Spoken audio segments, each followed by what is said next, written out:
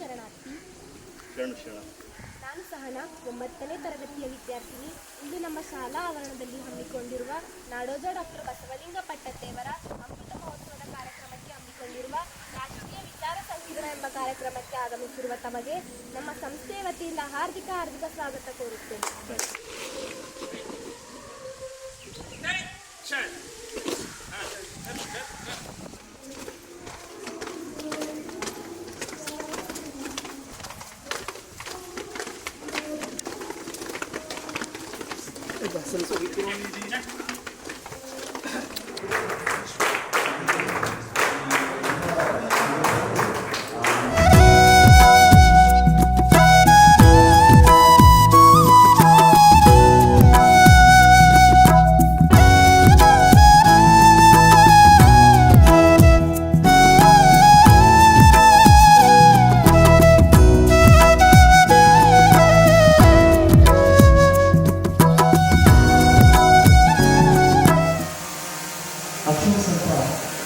Doctor Basavalinga Pattadevaru ಈ 2 ದಿನದ ವಿಚಾರ ಸಂಕಿರಣದಲ್ಲಿ ಇವತ್ತು 4ನೇ ಗೋಷ್ಠಿ.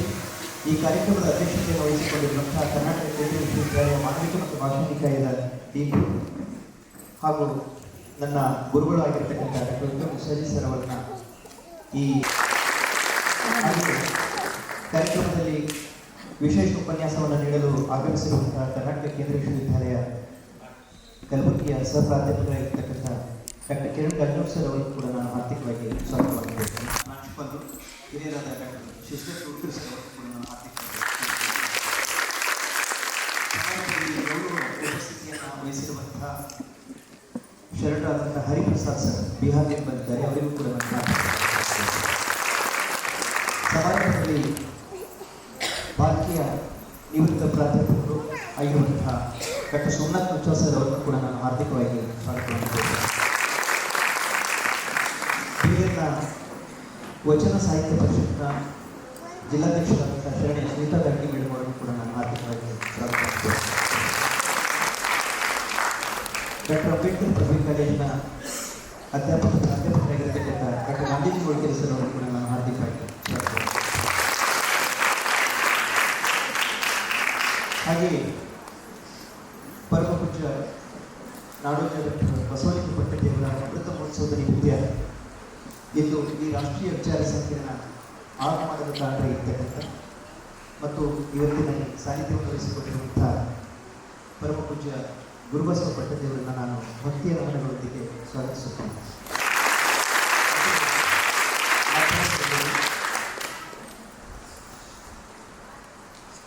ಜೊತೆಗೆ ಮಾಧ್ಯಮದ ಗೆಳೆಯರು, ಗಡಿಯಾಳ ಚನ್ನಬಸವೇಶ್ವರ ಶಿಕ್ಷಣ ಸಂಸ್ಥೆ ಎಲ್ಲ ಅಧ್ಯಾಪಕ ವೃಂದದ ಎಲ್ಲ ಸಮಿತಿಗಳು ನಾನು ಆತ್ಮೀಯವಾಗಿ ಸ್ವಾಗತವನ್ನು ಮಾಡುತ್ತೇನೆ.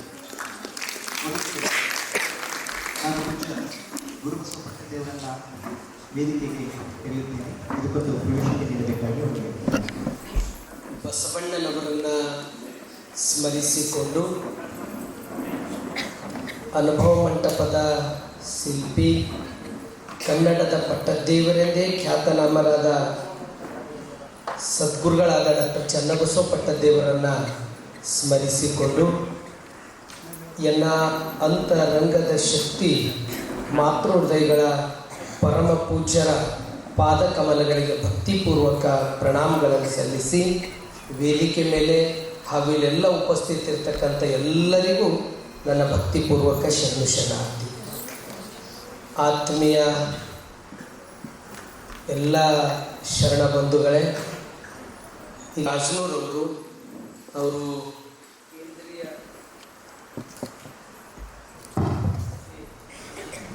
ಬಸವಣ್ಣವ್ರ ಕುರಿತು ಬಹಳ ಅಥೆಂಟಿಕ್ವಾಗಿ ಒಂದು ಬಸವಣ್ಣವ್ರ ಕುರಿತು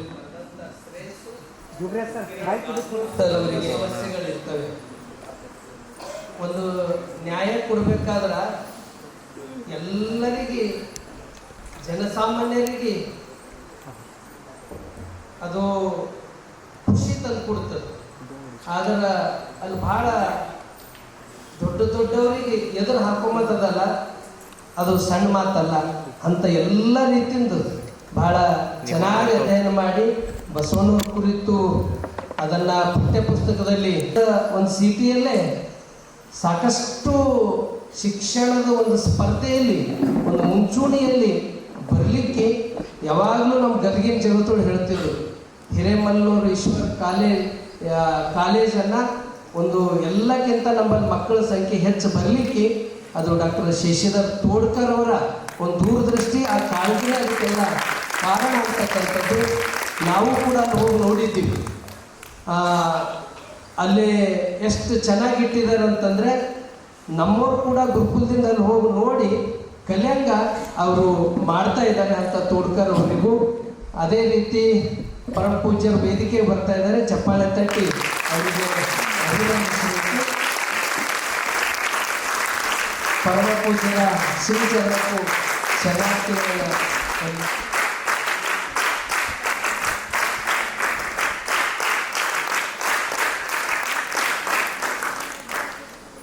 ಅಪಾರ ಕೊಡುಗೆ. ಅಂಥವರ ಸುಪುತ್ರ ವಿಸಾಜಿಯವರ ಸುಪುತ್ರ ಆಗಿರ್ತಕ್ಕಂಥ ಡಾಕ್ಟರ್ ವಿಕ್ರಮ್ ವಿಸಾಜಿಯವರು ನಮ್ಮ ಭಾಗಕ್ಕೆ ಒಂದು ದೊಡ್ಡ ಶಿಕ್ಷಣ ರಂಗದಲ್ಲಿ, ಸಾಹಿತ್ಯ ರಂಗದಲ್ಲಿ, ಸಾಹಿತ್ಯ ಸಣ್ಣವರಿದ್ದಾಗೆ ಭಾಳ ಮೆಚ್ಕೊಂಡು ಒಂದು ದೊಡ್ಡ ದೊಡ್ಡ ವೇದಿಕೆನಾಗೆಲ್ಲ ಅವ್ರ ಬಗ್ಗೆ ಹೇಳ್ತಿದ್ರು. ಅಂಥವರು ಈ ಕಾರ್ಯಕ್ರಮದ ಅಧ್ಯಕ್ಷತೆ ವಹಿಸಿದ್ದಾರೆ. ಅದೇ ರೀತಿ ನಮ್ಮ ಹರಿಪ್ರಸಾದ್ ಅವರು ಹೊರ ರಾಜ್ಯದಿಂದ ಆಗಮಿಸಿದ್ದಾರೆ.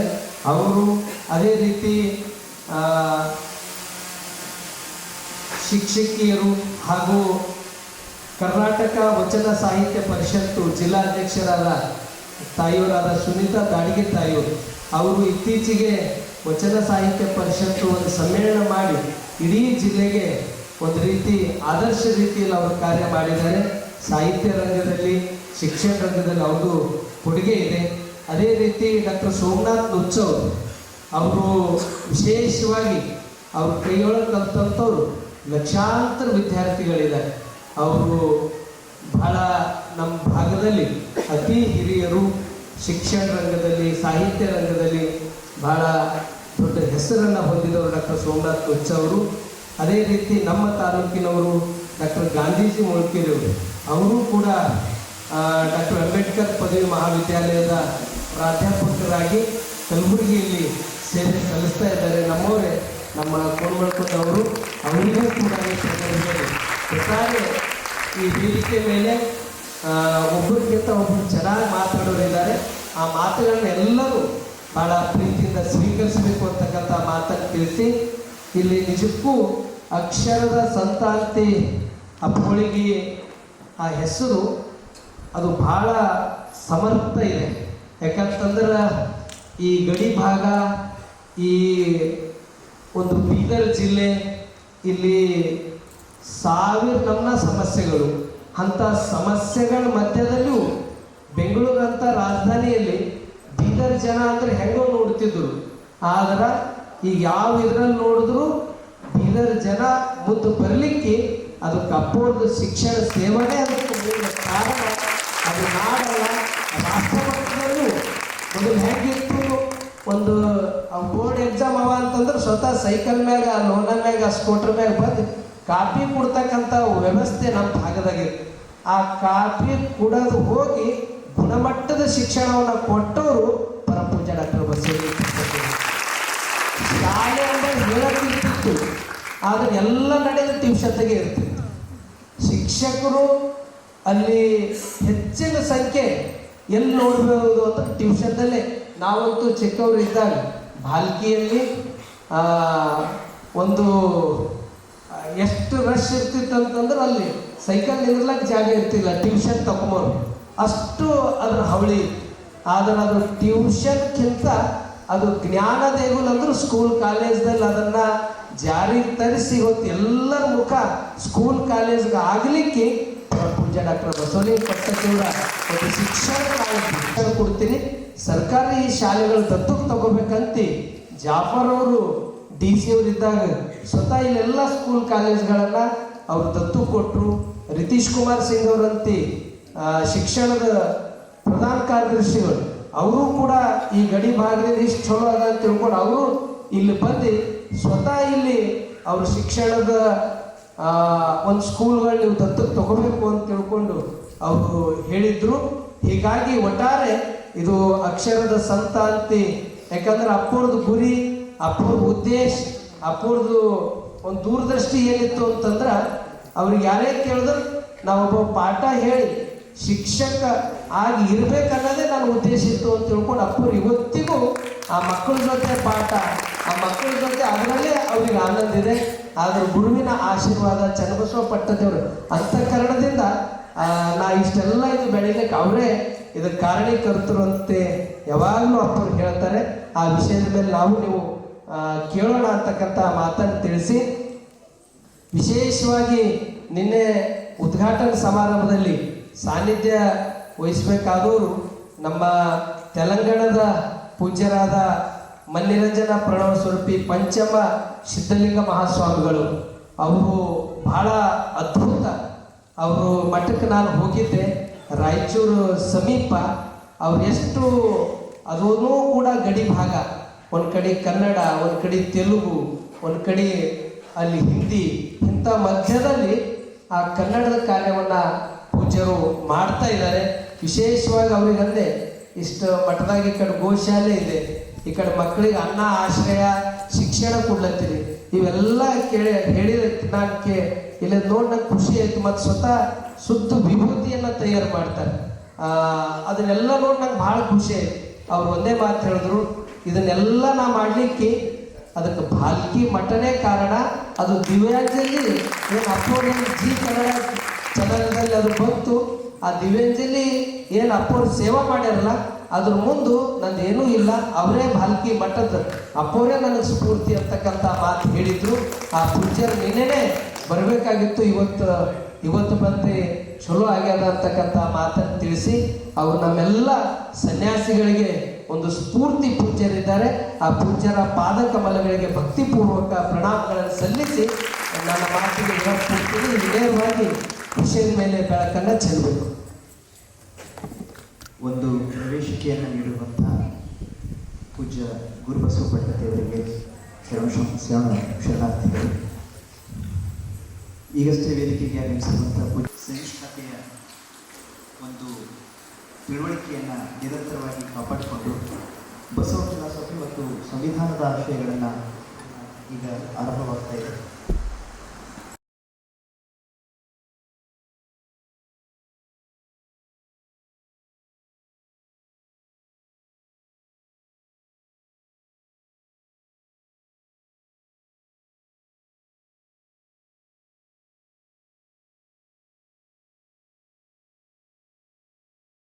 ಮೊದಲಿಗೆ ಪ್ರೊಫೆಸರ್ ಕಿರಣ್ ಗಾಯಕವಾಡ್ ಸರ್ ಅವರು ಕರ್ನಾಟಕ ಕೇಂದ್ರೀಯ ವಿಶ್ವವಿದ್ಯಾಲಯದಲ್ಲಿ ಸಹಾಯಕ ಪ್ರಾಧ್ಯಾಪಕರಾಗಿ 12 ವರ್ಷಗಳಿಂದ ಸೇವೆ ಸಲ್ಲಿಸ್ತಾ ಇದ್ದಾರೆ.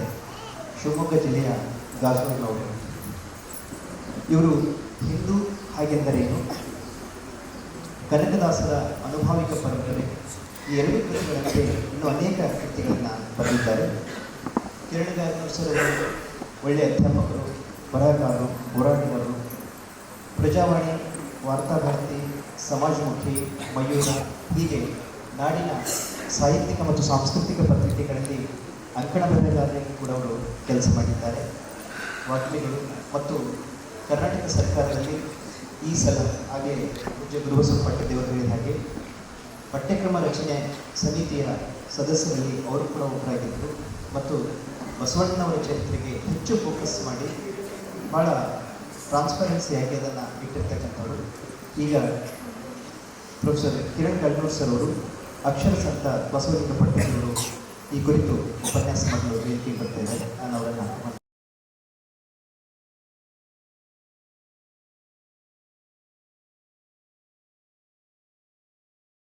ಡಾಕ್ಟರ್ ಶಶಿಧರ್ ತೋಡ್ಕರ್ ಅವರೇ, ಗೌರವ ಉಪಸ್ಥಿತಿಯನ್ನು ಮಾಡಿರುವಂತಹ ಹರಿಪ್ರಸಾದ್ ಸ್ವಾಮಿಗಳೇ, ಡಾಕ್ಟರ್ ಸೋಮನಾಥ್ ಮುಂಚೆ ಅವರೇ, ಸುನೀತಾ ದಾಳ್ಗಿಯವರೇ, ಗಾಂಧೀಜಿ ಮೂರ್ಖೇರಿಯವರೇ ಮತ್ತು ಮಿತ್ರರಾದಂತಹ ಭೀಮಾಶಂಕರ್ ಬಿರಾದರ್ ಅವರೇ ಹಾಗೂ ಪೂಜ್ಯ ಗುರುಬಸವಲಿಂಗ ಪಟ್ಟದೇವರು, ಬಹಳ ದೊಡ್ಡ ಒಂದು ಸವಾಲಿನ ಜವಾಬ್ದಾರಿಯನ್ನು ಕೊಟ್ಟಿದ್ದಾರೆ. ಯಾಕೆ ಸವಾಲಿನ ಜವಾಬ್ದಾರಿ ಅಂತಂದರೆ 75 ವರ್ಷಗಳ ಈ ಒಂದು ಜರ್ನಿಯನ್ನು ಒಂದು ಗೋಷ್ಠಿಯಲ್ಲಿ ಹಿಡಿದಿರೋದು ಭಾಳ ಕಷ್ಟ. ಅದರಲ್ಲೂ ಸ್ವಾಮೀಜಿಯವರ ಶೈಕ್ಷಣಿಕ ಕ್ರಾಂತಿಯನ್ನು ಅಥವಾ ಶೈಕ್ಷಣಿಕವಾಗಿ ಅವರು ಮಾಡಿರುವಂತಹ ಬಹಳ ದೊಡ್ಡ ಹೆಜ್ಜೆ ಗುರುತುಗಳನ್ನು ಕೇವಲ 5-10 ನಿಮಿಷಗಳಲ್ಲಿ ಅಥವಾ 20 ನಿಮಿಷಗಳಲ್ಲಿ ಹಿಡಿದಿರೋದು ಬಹಳ ದೊಡ್ಡ ಸವಾಲಿನ ಕೆಲಸ. ಆದರೂ ನನ್ನ ಅರಿವಿನ ಮಿತಿಯಲ್ಲಿ, ನನ್ನ ವಿವೇಕದ ಮಿತಿಯಲ್ಲಿ ಪೂಜ್ಯ ಬಸವಲಿಂಗ ಪಟ್ಟದೇವರವರು ಮಾಡಿರುವಂತಹ ಶೈಕ್ಷಣಿಕ ಕ್ರಾಂತಿ ಏನಿದೆ ಅದರ ಸ್ವರೂಪವನ್ನಷ್ಟೇ ನಾನು ಅರ್ಥ ಮಾಡ್ಕೊಳ್ಳೋದಕ್ಕೆ ಟ್ರೈ ಮಾಡಿದ್ದೀನಿ. ನನ್ನನ್ನು ಪರಿಚಯ ಮಾಡಿಕೊಟ್ಟು ನನಗೆ ಹೇಳೋದೇನಂತಂದರೆ, ನಾವು ಶಿವಮೊಗ್ಗದ ಕಡೆಯವರು. ಈ ಶಿವಮೊಗ್ಗದ ಕಡೆಯವರಿಗೆ ಬೀದರ್ ಗುಲ್ಬರ್ಗ ಅಂತಂದರೆ ನನಗೊಂದು ಬೇರೆ ಥರದ ಒಂದು ಪ್ರಜ್ಞೆ ಇದೆ, ಅಂದರೆ ಬೇರೆ ಥರದೊಂದು ಆಲೋಚನೆ ಇತ್ತು.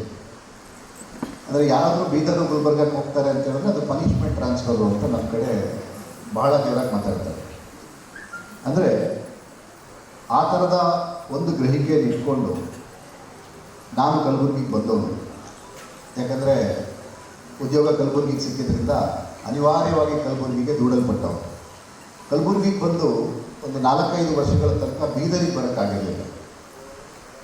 ಬಟ್ ನನ್ನ ಸ್ನೇಹಿತ ಸಿದ್ದಪ್ಪ ಮೊಲಿಗೆ ಅವರು ಒಂದು ಸಾರಿ ನನ್ನ ಬೀದರಿಗೆ ಕರ್ಕೊಂಡ್ಬಂದರು. ಅದು ಆ ಟೆಕ್ಸ್ಟ್ ಬುಕ್ನಲ್ಲಿ ಬಸವಣ್ಣನ ಕುರಿತಂತೆ ನಾವು ಪರಿಚಯಿಸಿದ ರೀತಿಗೋಸ್ಕರ ಇದೇ ಮಠಕ್ಕೆ ಕರ್ಕೊಂಡ್ಬಂದರು. ನನಗೆ ವೈಯಕ್ತಿಕವಾಗಿ ಅನಿಸಿದ್ದೇನು ಅಂತಂದರೆ, ನಮ್ಮ ಈ ಮಲೆನಾಡು ಭಾಗ ಏನಿದೆ, ಈ ಮಲೆನಾಡು ಭಾಗ ಅಥವಾ ಬೆಂಗಳೂರು ಮೈಸೂರು ಅಂತ ಏನು ಕರಿತೀವಿ, ಅವರು ಈ ಕಡೆಯಿಂದ ಕಲಿಯೋದು ಭಾಳ ಇದೆ ಅಂತ ವೈಯಕ್ತಿಕವಾಗಿ ನನಗೆ ಅನಿಸಿದೆ. ಯಾಕೆ ನಾನು ಈ ಮಾತನ್ನು ಹೇಳ್ತಾ ಇದ್ದೀನಿ ಅಂತಂದರೆ, ನನಗೆ ಬಸವಲಿಂಗ ಪಟ್ಟದೇವರು ಸ್ವಾಮೀಜಿಗಳ ಜೊತೆ ಮಾತಾಡ್ತಾ ನನಗೆ ಮುಖ್ಯವಾಗಿ ಅನಿಸಿದ್ದೇನು ಅಂತಂದರೆ, ಅವರು ಕೇವಲ ಶೈಕ್ಷಣಿಕ ಕ್ರಾಂತಿಯನ್ನು ಒಬ್ಬ ಎಜುಕೇಷನಲಿಸ್ಟ್ ಆಗಿ ಮಾಡಲಿಲ್ಲ ಅಥವಾ ಒಬ್ಬ ಶೈಕ್ಷಣಿಕ ತಜ್ಞನಾಗಿ ಮಾಡಲಿಲ್ಲ. ಬದಲಾಗಿ ಅವರೊಳಗಡೆ ಒಂದು ತಾಯ್ತನ ಇದೆ. ಆ ತಾಯ್ತನದ ಕಾರಣಕ್ಕಾಗಿ ಅವರು ಇದನ್ನೆಲ್ಲ ಮಾಡೋಕ್ಕೆ ಸಾಧ್ಯ ಆಗಿದೆ ಅಂತ ನನಗೆ ವೈಯಕ್ತಿಕವಾಗಿ ಅನಿಸಿದೆ. ಯಾಕಂದರೆ ಪ್ರತಿ ಬಾರಿ ನಾನು ಅವ್ರ ಜೊತೆ ಮಾತಾಡಿದಾಗ ನನಗದು ನಿಜಕ್ಕೂ ದರ್ಶನ ಆಗ್ತಾ ಹೋಗುತ್ತೆ. ಅಂದರೆ ನಾನು ಏನೇನು ಹೇಳಕ್ಕೆ ಹೊರಡ್ತಾ ಇದ್ದೀನಿ ಅಂತಂದರೆ, ಯಾವುದೇ ಒಬ್ಬ ಸಂತ, ಯಾವುದೇ ಒಬ್ಬ ಮಹಾನ್ ವ್ಯಕ್ತಿ ಇಷ್ಟು ದೊಡ್ಡ ಮಟ್ಟದ ಒಂದು ಕ್ರಾಂತಿಯನ್ನು ಅದು ಈ ಭಾಗದಲ್ಲಿ ಮಾಡಬೇಕು ಅನ್ನೋದ್ರೆ ಅದು ಅಸಾಧಾರಣವಾದ ಕೆಲಸ. ನನಗೆ ಇದು ಭಾಳ ಸರಿ ನಾವು ಯಾವುದಾದ್ರೂ ವ್ಯಕ್ತಿ ಬಗ್ಗೆ ಮಾತಾಡಬೇಕಾದ್ರೆ ಗುಣವಾಚಕಗಳನ್ನು ಹೆಚ್ಚು ಬಳಸ್ತಾ ಇರ್ತೀವಿ. ಬಟ್ ಇವತ್ತು ಆ ಗುಣವಾಚಕಗಳನ್ನು ಕೇವಲ ಗುಣವಾಚಕಗಳಾಗಿ ಬಳಸದಲ್ಲೇ ಬಳಸದ ಹೊರತು ನಾವು ಬಸವಲಿಂಗ ಪಟ್ಟದೇವರ ಕುರಿತು ಮಾತಾಡೋಕ್ಕೆ ಸಾಧ್ಯ ಇಲ್ಲ ಅಂತ ನನಗನ್ಸುತ್ತೆ. ಸೊ ಹಾಗಾಗಿ ಒಂದು ಸಾರಿ ಐನ್ಸ್ಟೈನ್, ತಮಗೆಲ್ಲರಿಗೂ ಪರಿಚಯ ಇರುತ್ತೆ, ಬಹಳ ಮೇಧಾವಿ ಸೈಂಟಿಸ್ಟ್. ಅವರು ತಮ್ಮ ಒಂದು ಸಿದ್ಧಾಂತಕ್ಕೆ 50 ವರ್ಷಗಳು ತುಂಬಿದ ಸಂದರ್ಭದಲ್ಲಿ ಅವರೊಂದು ಮಾತನ್ನು ಹೇಳ್ತಾರೆ. ಏನು ಅಂತಂದರೆ, ಜಗತ್ತಿನಲ್ಲಿ ನನಗೆ ಯಾವುದಾದ್ರೂ ತುಂಬ ಆಶ್ಚರ್ಯವನ್ನು ಉಂಟು ಮಾಡಿರೋ ಘಟನೆ ಇದ್ದರೆ ಅದು ಗಾಂಧಿ ಅಂತ ಒಬ್ಬ ವ್ಯಕ್ತಿ ಹಾಗೆ ಯೋಚಿಸಿ ಹಾಗೆ ಈ ಮೂಳೆ ಮಾಂಸಗಳೊಂದಿಗೆ ಈ ಭೂಮಿ ಮೇಲೆ ನಡೆದಾಡಿದ್ದ ಅನ್ನೋದೊಂದು ಮಾತಾಡಿದ್ರು. ಅಂದರೆ ಗಾಂಧಿ ಅನ್ನೋ ಒಬ್ಬ ವ್ಯಕ್ತಿ ಜಗತ್ತಿನಲ್ಲಿ ಮೂಳೆ ಮಾಂಸಗಳನ್ನು ತುಂಬಿದ ಮನುಷ್ಯನಾಗಿ ನಡೆದಾಡಿದ್ದ ಅನ್ನೋದು ನನಗಿರೋ ಬಹಳ ದೊಡ್ಡ ಆಶ್ಚರ್ಯ ಸಂಗತಿ ಅಂತ ಹೇಳಿ ಐನ್ಸ್ಟೈನ್ ಅವರು ಒಂದ್ಸರಿ ಹೇಳಿದರು. ನನಗೆ ಈ ಮಠದ ಸಂಪರ್ಕಕ್ಕೆ ಬಂದ ನಂತರದಲ್ಲಿ, ಈ ಮಠದ ಶಾಲೆಗಳ ಕುರಿತು ನಾನು ಸಣ್ಣ ಮಟ್ಟದ ಅಧ್ಯಯನವನ್ನು ತೊಡಗಿದ ನಂತರದಲ್ಲಿ ನನಗನ್ಸಿದ್ದೇನು ಅಂತಂದರೆ, ನಿಜವಾಗ್ಲೂ ಇವತ್ತಿನ 21ನೇ ಶತಮಾನದ ಕಾಲದಲ್ಲಿ, ಇವತ್ತಿರುವಂಥ ಇಷ್ಟೊಂದು ಡಿಸ್ಟ್ರಕ್ಟಿವ್ಗಳ ಕಾಲದಲ್ಲಿ ಬಸವಲಿಂಗ ಪಟ್ಟದ ದೇವರು ಅನ್ನುವ ಒಬ್ಬ ವ್ಯಕ್ತಿ ಹೀಗೆ ಬದುಕಿದ್ದಕ್ಕೆ ಸಾಧ್ಯವಾದದ್ದು ನನಗಿರೋ ಆಶ್ಚರ್ಯ. ಯಾಕಂದರೆ ಸಾಧ್ಯವೇ ಇಲ್ಲ. ಇವತ್ತು ನಾನು ದಾಟ್ತಾ ಇರುವ ವರ್ತಮಾನ ಏನಿದೆ, ನಾನು ಚಲಿಸ್ತಾ ಇರೋ ವರ್ತಮಾನ ಏನಿದೆ, ಈ ವರ್ತಮಾನ ಸ್ವಾರ್ಥಿಗಳಿಂದ ತುಂಬಿರೋ ವರ್ತಮಾನ. ನಾವೆಲ್ಲರೂ ಸ್ವಾರ್ಥಿಗಳು. ಈ ಸ್ವಾರ್ಥಿಗಳೇ ತುಂಬಿರುವ ಅಥವಾ ಸ್ವಾರ್ಥವೇ ಒಂದು ಮೌಲ್ಯ ಅನ್ನುವ ಸಮಾಜದಲ್ಲಿ ನಿಸ್ವಾರ್ಥವಾಗಿ ಸೇವೆ ಮಾಡೋದ್ರ ಮೂಲಕ ಬೇರೆಯವರ ಬೆಳವಣಿಗೆಯಲ್ಲೇ ತಮ್ಮ ಸಂತೋಷವನ್ನು ಕಂಡಂತಹ ಒಬ್ಬರು ಸಂತರು ನಾನು ಭೇಟಿ ಮಾಡಿದರೆ ಅವರು ಬಸವಲಿಂಗ ಪಟ್ಟದೇವರು ಅಂತ ಹೇಳಿ ನನಗೆ ಇವ್ರ ಬಗ್ಗೆ ಮಾತಾಡಬೇಕು ಅಂತ ಕೇಳಿದಾಗ ನಾನು ಅವರು ಕಟ್ಟಿದ ಶಾಲೆಗಳ ಬಗ್ಗೆ ಮಾತಾಡಬೇಕು, ಅವರು ಮಾಡಿದಂತಹ ಶೈಕ್ಷಣಿಕ ಕ್ರಾಂತಿ ಬಗ್ಗೆ ಮಾತಾಡಬೇಕು, ಅಥವಾ ಅವರು ಸ್ಥಾಪಿಸಿದಂತಹ ಶೈಕ್ಷಣಿಕ ಸಂಸ್ಥೆಗಳ ಬಗ್ಗೆ ಮಾತಾಡಬೇಕು, ಇಲ್ಲಿ ಕಲಿಯುತ್ತಿರುವ ವಿದ್ಯಾರ್ಥಿಗಳ ಬಗ್ಗೆ ಮಾತಾಡಬೇಕು ಅನ್ನೋ ಹಲವು ಸವಾಲುಗಳು ನನ್ನ ತಲೆಗೆ ಬಂತು. ಬಟ್ ಆದರೆ ನಾನು ಅಂತಿಮವಾಗಿ ಆಯ್ಕೆ ಮಾಡ್ಕೊಂಡಿದ್ದೇನು ಅಂತಂದರೆ ಅವರು ಅಕ್ಷರ ಸಂತರಾಗಿ ಬದಲಾಗೋದಕ್ಕೆ ಅಥವಾ ಅಕ್ಷರ ಸಂತರಾಗೋದಕ್ಕೆ ಅವರಲ್ಲಿದ್ದಂಥ ವ್ಯಕ್ತಿತ್ವ ಎಷ್ಟು ಮುಖ್ಯ ಅನ್ನುವ ಒಂದು ಸಂಗತಿಯ ಮೇಲೆ ನಾನು ಹೆಚ್ಚು ಬೆಳಕು ಚೆಲ್ಲೋಕ್ಕೆ ಇಷ್ಟಪಡ್ತೀನಿ. ನಮಗೆ ಈ ಥಾಮಸ್ ಆಲ್ಫಾ ಎಡಿಸನ್ ಅನ್ನೋ ಒಬ್ಬ ವಿಜ್ಞಾನಿ ಬಲ್ಬ್ಗಳು ಹಿಡಿದು ಈ ಥಾಮಸ್ ಆಲ್ಫಾ ಎಡಿಸನ್ ಅವರು ಶಾಲೆಯಲ್ಲಿ ಓದಬೇಕಾದ್ರೆ ಅವರ ಮುಖ್ಯೋಪಾಧ್ಯಾಯರು ಅವ್ರ ತಾಯಿಗೆ ಹೇಳ್ತಾರೆ, ನೋಡಿ ನಿಮ್ಮ ಮಗನಿಗೆ ಓದು ಬರಹ ಏನು ಬರೋಕ್ಕೆ ಸಾಧ್ಯವೇ ಇಲ್ಲ, ಅವರಿಗೆ ಓದೋದಕ್ಕೆ ಬರೆಯೋದಕ್ಕೆ ಏನನ್ನೂ ಬರೋಕ್ಕೆ ಸಾಧ್ಯ ಇಲ್ಲ. ಸೊ ಹಾಗಾಗಿ ನೀವು ಅವ್ರನ್ನ ಏನು ಮಾಡಬೇಕು ಅಂತ ಹೇಳಿದ್ರೆ ನೀವು ಮನೆ ಕರ್ಕೊಂಡು ಹೋಗ್ಬಿಡಿ, ಶಾಲೆಗೆಲ್ಲ ಆ ಮಗುವಿಗೆ ಕಲಿಸೋಕ್ಕೆ ಸಾಧ್ಯ ಇಲ್ಲ. ತಾಯಿ ಅದನ್ನು ಒಪ್ಕೊಂಡು ಮಗುನ ಮನೆ ಕರ್ಕೊಂಡು ಬರ್ತಾರೆ. ನೀವೇನಾದರೂ ವಿಕಿಪೀಡಿಯಾ ಪೇಜಿಗೆ ಹೋದರೆ ಅಲ್ಲಿ ನೀವು ಥಾಮಸ್ ಆಲ್ಫಾ ಎಡಿಸನ್ ಬಗ್ಗೆ ಹುಡುಕಿದ್ರೆ ಅಲ್ಲಿ ಸೆಲ್ಫ್ ಲರ್ನ್ಡ್ ಅಮೆರಿಕನ್ ಸೈಂಟಿಸ್ಟ್ ಅಂತ ಬರುತ್ತೆ. ಸ್ವಂತ ಓದಿ ವಿಜ್ಞಾನಿಯಾದಂತಹ ಅಮೆರಿಕದ ವಿಜ್ಞಾನಿ ಅನ್ನುವಂಥ ಪರಿಚಯ ಇದೆ. ಬಟ್ ಆದರೆ ವಾಸ್ತವದಲ್ಲಿ ಹಾಗೆ ಮುಖ್ಯೋಪಾಧ್ಯಾಯರಿಂದ ಹೇಳಿಸಿಕೊಂಡು ಮನೆಗೆ ಕರ್ಕೊಂಡ್ಬಂದಂಥ ಆ ಆಲ್ಫಾ ಎಡಿಸನ್ ಅವರ ತಾಯಿ ಅವರು ಆ ಮಗುಗೆ ಶಿಕ್ಷಣ ಕೊಡೋದಕ್ಕೆ ಆರಂಭ ಮಾಡ್ತಾರೆ. 12ನೇ ವರ್ಷಕ್ಕೆ ಎಡಿಸನ್ ಅವರು ಒಬ್ಬ ಸೇಲ್ಸ್ಮನ್ ಆಗಿ ವೃತ್ತಿಯನ್ನು ನಿರ್ವಹಿಸ್ತಾರೆ. 14ನೇ ವರ್ಷಕ್ಕೆ ಅವರು ಟೆಲಿಕಾಂ ಸಂಸ್ಥೆಗೆ ವೃತ್ತಿಗೆ ಸೇರ್ಕೊತಾರೆ. 25 ಮತ್ತು 30ನೇ ವಯಸ್ಸಿಗೆ ಆಗುವಷ್ಟೊತ್ತಿಗೆ ಅವರು ನಾವು ಗ್ರಾಮಫೋನ್ ಅಂತ ಅವತ್ತು ಏನು ಕರೀತಾ ಇದ್ದೀವಿ ಅದನ್ನು ಅವ್ರು ಕಂಡುಹಿಡಿತಾರೆ. ನಾನು ಯಾಕೆ ಈ ಮಾತನ್ನು ಹೇಳ್ತಾ ಇದ್ದೀನಿ ಅಂತಂದರೆ ಆವತ್ತು ಶಾಲೆಯಿಂದ ಇವನು ಶಿಕ್ಷಣ ಪಡೆಯಲು ಅನರ್ಹ ಅಂತ ಆಚೆ ತಪ್ಪಿಸ್ಕೊಂಡಿದ್ದಂತಹ ಥಾಮಸ್ ಆಲ್ಫಾ ಎಡಿಸನ್ನ ಹೆಸರಿನಲ್ಲಿ ಇವತ್ತು 1038 ಪೇಟೆಂಟ್ಗಳಿವೆ. ಈ 1038 ಪೇಟೆಂಟ್ಗಳಿಗೆ ಮುಖ್ಯ ಕಾರಣ ಯಾರು ಅಂತ ಹೇಳಿದ್ರೆ ಅವರ ತಾಯಿಗಿದ್ದಂತಹ ತಾಯ್ತನ. ನನಗೆ ಈ ಶಿಕ್ಷಣ ಸಂಸ್ಥೆಯನ್ನು ನೋಡಿದಾಗೆಲ್ಲ ಅನಿಸೋದೇನು ಅಂತಂದರೆ ಥಾಮಸ್ ಆಲ್ಫಾ ಎಡಿಸನ್ ತಾಯಿಗಿದ್ದಂಥ ತಾಯ್ತನವೇ ಇಲ್ಲಿರುವಂತಹ ಬಸವಲಿಂಗ ಪಟ್ಟದೇವರು. ಆ ತಾಯ್ತನದ ಹೊರತಾಗಿ ಇವತ್ತಿನ ಕಾಲದಲ್ಲಿ ಆ ತಾಯ್ತನದ ಹೊರತಾಗಿ ನಾವು ಯಾವುದಾದ್ರೂ ಒಂದು ಶಿಕ್ಷಣ ಕ್ರಾಂತಿ ಮಾಡ್ತೀವಿ ಅಂತ ಹೇಳಿದ್ರೆ ಅದು ಸಾಧ್ಯ ಇಲ್ಲ ಅಂತ ಅನ್ಸುತ್ತೆ. ಯಾಕಂದರೆ ನಾವು ಗಂಡು ಪ್ರಪಂಚದಿಂದ ಹೆಚ್ಚು ಪ್ರಭಾವಿತರಾದವರು. ಈ ಮೇಲ್ ವರ್ಲ್ಡ್ ಅಂತ ಏನಿದೆ ಅದರ ಕೈಯಲ್ಲಿ ತ್ಯಾಗ ಪಡೋಕ್ಕೆ ಸಾಧ್ಯ ಇಲ್ಲ, ನನ್ನನ್ನು ಒಳಗೊಂಡಂತೆ. ಇವತ್ತಿನ ವರ್ತಮಾನದಲ್ಲಿ ತ್ಯಾಗ ಮಾಡೋದಕ್ಕೆ ಆದರೆ ಈಗೇನಾಗಿದೆ ಅಂತಂದರೆ ನನಗೆ ಗುಣಮಟ್ಟದ ಬಗ್ಗೆ ನನಗೆ ಹಲವು ಪ್ರಶ್ನೆಗಳಿದೆ. ಹಾಗಾಗಿ ಈ ಶಾಲೆಯ ಗುಣಮಟ್ಟದ ಬಗ್ಗೆ ನಾವೊಂದು ಅಧ್ಯಯನ ಮಾಡಬೇಕು ಅಂತೇಳಿ ನಾವು ಅವ್ರ ಜೊತೆ ಚರ್ಚೆ ಮಾಡ್ತೇವೆ. ಚರ್ಚೆ ಮಾಡಬೇಕಾದ್ರೆ ನನಗೆ ವೈಯಕ್ತಿಕವಾಗಿ ಅನಿಸಿದ್ದೇನು ಅಂತಂದರೆ ನಾನು ವಿಶ್ವವಿದ್ಯಾನಿಲಯದ ಪ್ರೊಫೆಸರ್ ಆಗಿರೋದ್ರಿಂದ ಅಥವಾ ಮೇಸ್ಟರ್ ಆಗಿರೋದ್ರಿಂದ ನೂರಾರು ಟೀಚರ್ಸ್ ಜೊತೆ ಮಾತಾಡ್ತಾ ಇರ್ತೀನಿ, ನೂರಾರು ಸ್ಕಾಲರ್ಸ್ ಜೊತೆ ಮಾತಾಡ್ತಾ ಇರ್ತೀನಿ. ನಾನು ಇತ್ತೀಚೆಗೆ ಮಾತನಾಡಿದ, ನಾನು ಇದನ್ನು ಸುಮ್ಮನೆ ಎಕ್ಸಾಜರೇಟ್ ಮಾಡ್ತಾ ಇಲ್ಲ, ನಾನು ಅವತ್ತು ಈ ಮಾತನ್ನು ಹೇಳಿದ್ದೆ, ನಾನು ಇತ್ತೀಚೆಗೆ ಮಾತನಾಡಿದ ಯಾವುದಾದರೂ ಒಬ್ಬ ಅತ್ಯದ್ಭುತ ಶೈಕ್ಷಣಿಕ ತಜ್ಞ ಅಂತಿದ್ರೆ ಅವರು ಬಸವಲಿಂಗ ಪಟ್ಟದೇವರು. ಯಾಕೆಂತಂದರೆ ಅವರ ಬದುಕೆ ಶಿಕ್ಷಣಕ್ಕೆ ಮುಡಿಪಾಗಿಟ್ಟಿದೆ. ಎಷ್ಟು ಸ್ಕಾಲರ್ಶಿಪ್ ಇದೆ ಅವರಲ್ಲಿ ಅಂತಂದರೆ ಇವತ್ತಿನ ನಾವು ಯಾವುದನ್ನು ಶೈಕ್ಷಣಿಕ ಥಿಯರಿಗಳು ಅಂತ ಕರೀತಾ ಇದ್ದೀವಿ, ಆ ಥಿಯರಿಗಳೆಲ್ಲ ನಾವು ಬರೀ ಪಾಠ ಮಾಡ್ತೀವಿ, ಬಟ್ ಅವರು ಅದನ್ನೆಲ್ಲ ಬದುಕ್ತಿದ್ದಾರೆ. ಸೊ ಹಾಗಾಗಿ ನನಗೆ ಭಾಳ ಮುಖ್ಯವಾಗಿ ಅನಿಸೋದೇನು ಅಂತಂದರೆ ಕೇವಲ 40 ಜನರಿಂದ ಆರಂಭವಾದಂಥ ಈ ಶಿಕ್ಷಣ ಸಂಸ್ಥೆ ಇವತ್ತು 10,000ಕ್ಕಿಂತ ಹೆಚ್ಚು ಮಕ್ಕಳು ಇಲ್ಲಿ ಕಲಿತಾ ಇದ್ದಾರೆ. ಸುಮಾರು 1,400 ಜನ ಇಲ್ಲಿ ಕೆಲಸ ಮಾಡ್ತಾ ಇದ್ದಾರೆ. ಇವತ್ತು ಬೀದರ್ ಅನ್ನುವ ಒಂದು ಭಾಗದಿಂದ ರಾಜ್ಯದ ಎಲ್ಲ ಕಡೆ ಇಲ್ಲಿಂದ ವೈದ್ಯಕೀಯ ವೈದ್ಯರು ಹೋಗ್ತಾ ಇದ್ದಾರೆ. ಇಲ್ಲಿ ವೈದ್ಯಕೀಯ ಶಿಕ್ಷಣಕ್ಕೆ ಇಲ್ಲಿಂದ ಮಕ್ಕಳು ಹೋಗ್ತಾ ಇದ್ದಾರೆ. ಸೊ ಇದೆಲ್ಲ ಟ್ರಾನ್ಸ್ಫಾರ್ಮೇಷನ್ ಯಾಕಾಯಿತು ಅಂತಂದರೆ ಅದು ಬಸವದೇವ ಪಟ್ಟದೇವರವರಿಗಿದ್ದಂತಹ ತಾಯ್ತನದ ಗುಣದ ಕಾರಣಕ್ಕೆ ಅಂತೇಳಿ ನನಗನ್ಸುತ್ತೆ. ಆದರೆ ಡಿಫರೆನ್ಸ್ ಏನು ಅಂದರೆ, ಕರ್ನಾಟಕದ ಬೇರೆ ಭಾಗಗಳಲ್ಲಿ ನಡೀತಾ ಇರುವಂಥ ಶೈಕ್ಷಣಿಕ ಕ್ರಾಂತಿಗಳು ಬೀದರ್ನ ಇಷ್ಟು ಹಿಂದುಳಿದ ಅಂತಂದರೆ ನಾನು ಮಟೀರಿಯಲಿ ಹಿಂದುಳಿದ ಅಂತ ಹೇಳ್ತಾ ಇದ್ದೀನಿ. ಸಮುದಾಯವಾಗಿ, ಒಂದು ಸಂಸ್ಕೃತಿಯಾಗಿ ಬಹಳ ಭವ್ಯವಾದಂತಹ ಅಸ್ಮಿತೆಯನ್ನು ಹೊಂದಿರುವಂಥ ನಾಡಿದು ಬೀದರ್. ಬಟ್ ಆದರೆ ನಾನು ಮಟೀರಿಯಲ್ ಆಗಿ ಅಂದರೆ ಆರ್ಥಿಕವಾಗಿ ಮತ್ತು ಸಾಮಾಜಿಕವಾಗಿ ಹಿಂದುಳಿದಿರುವಂತಹ ಭಾಗದ ಇಲ್ಲಿ ನಡೆದಂಥ ಅಥವಾ ಸ್ವಾಮೀಜಿಯವರು ನಡೆಸಿದಂಥ ಶೈಕ್ಷಣಿಕ ಕ್ರಾಂತಿಯ ಸ್ವರೂಪ ಅನ್ನೋದು ಬಹಳ ಭಿನ್ನವಾಗಿತ್ತು ಅನ್ನೋದು ನನ್ನ ಗ್ರಹಿಕೆಗೆ ನಿಲುಕಿರುವಂಥ ಸಂಗತಿ. ನಾನು ಯಾಕೆ ಇದನ್ನು ಮಾತನ್ನು ಹೇಳ್ತಾ ಇದ್ದೀನಿ ಅಂತಂದರೆ, ನಮ್ಮ ವರ್ತಮಾನದ ಸಮಾಜ ಎದುರಿಸ್ತಾ ಇರುವ ಬಹಳ ದೊಡ್ಡ ಸವಾಲು ಯಾವುದು ಅಂತ ಹೇಳಿದ್ರೆ ನೈತಿಕತೆ ಇಲ್ಲದ ಸವಾಲು. ಅಂದರೆ ನಮ್ಮ ರಾಜಕೀಯ ಇವತ್ತಿದೆ ಅಂತ ನನಗೆ ಅನಿಸುತ್ತೆ. ಸೊ ಹಾಗಾಗಿ ಈ ಮಠದಲ್ಲಿ ನಡೆದಿರೋದು ಅಥವಾ ನಡೀತಾ ಇರೋದು ಕೇವಲ ಶಿಕ್ಷಣ ಕೊಡುವ ಪ್ರಕ್ರಿಯೆ ಅಷ್ಟೇ ಅಲ್ಲ, ಬದಲಾಗಿ ಒಂದು ಸಂಪೂರ್ಣ ವ್ಯಕ್ತಿತ್ವವನ್ನು ರೂಪಿಸುವಂಥ ಒಂದು ಕಾರ್ಯಕ್ರಮ ಏನು ನಡೀತಾ ಇದೆ. ಮತ್ತು ಆ ಇಡೀ ಕಾರ್ಯಕ್ರಮದ ಅಥವಾ ಇಡೀ ಕಾರ್ಯಯೋಜನೆಯ ಕುಲಪತಿಗಳಾಗಿ ನನಗೆ ಬಸವದೇವ ಪಟ್ಟದೇವರವರು ಕಾಣ್ತಾರೆ.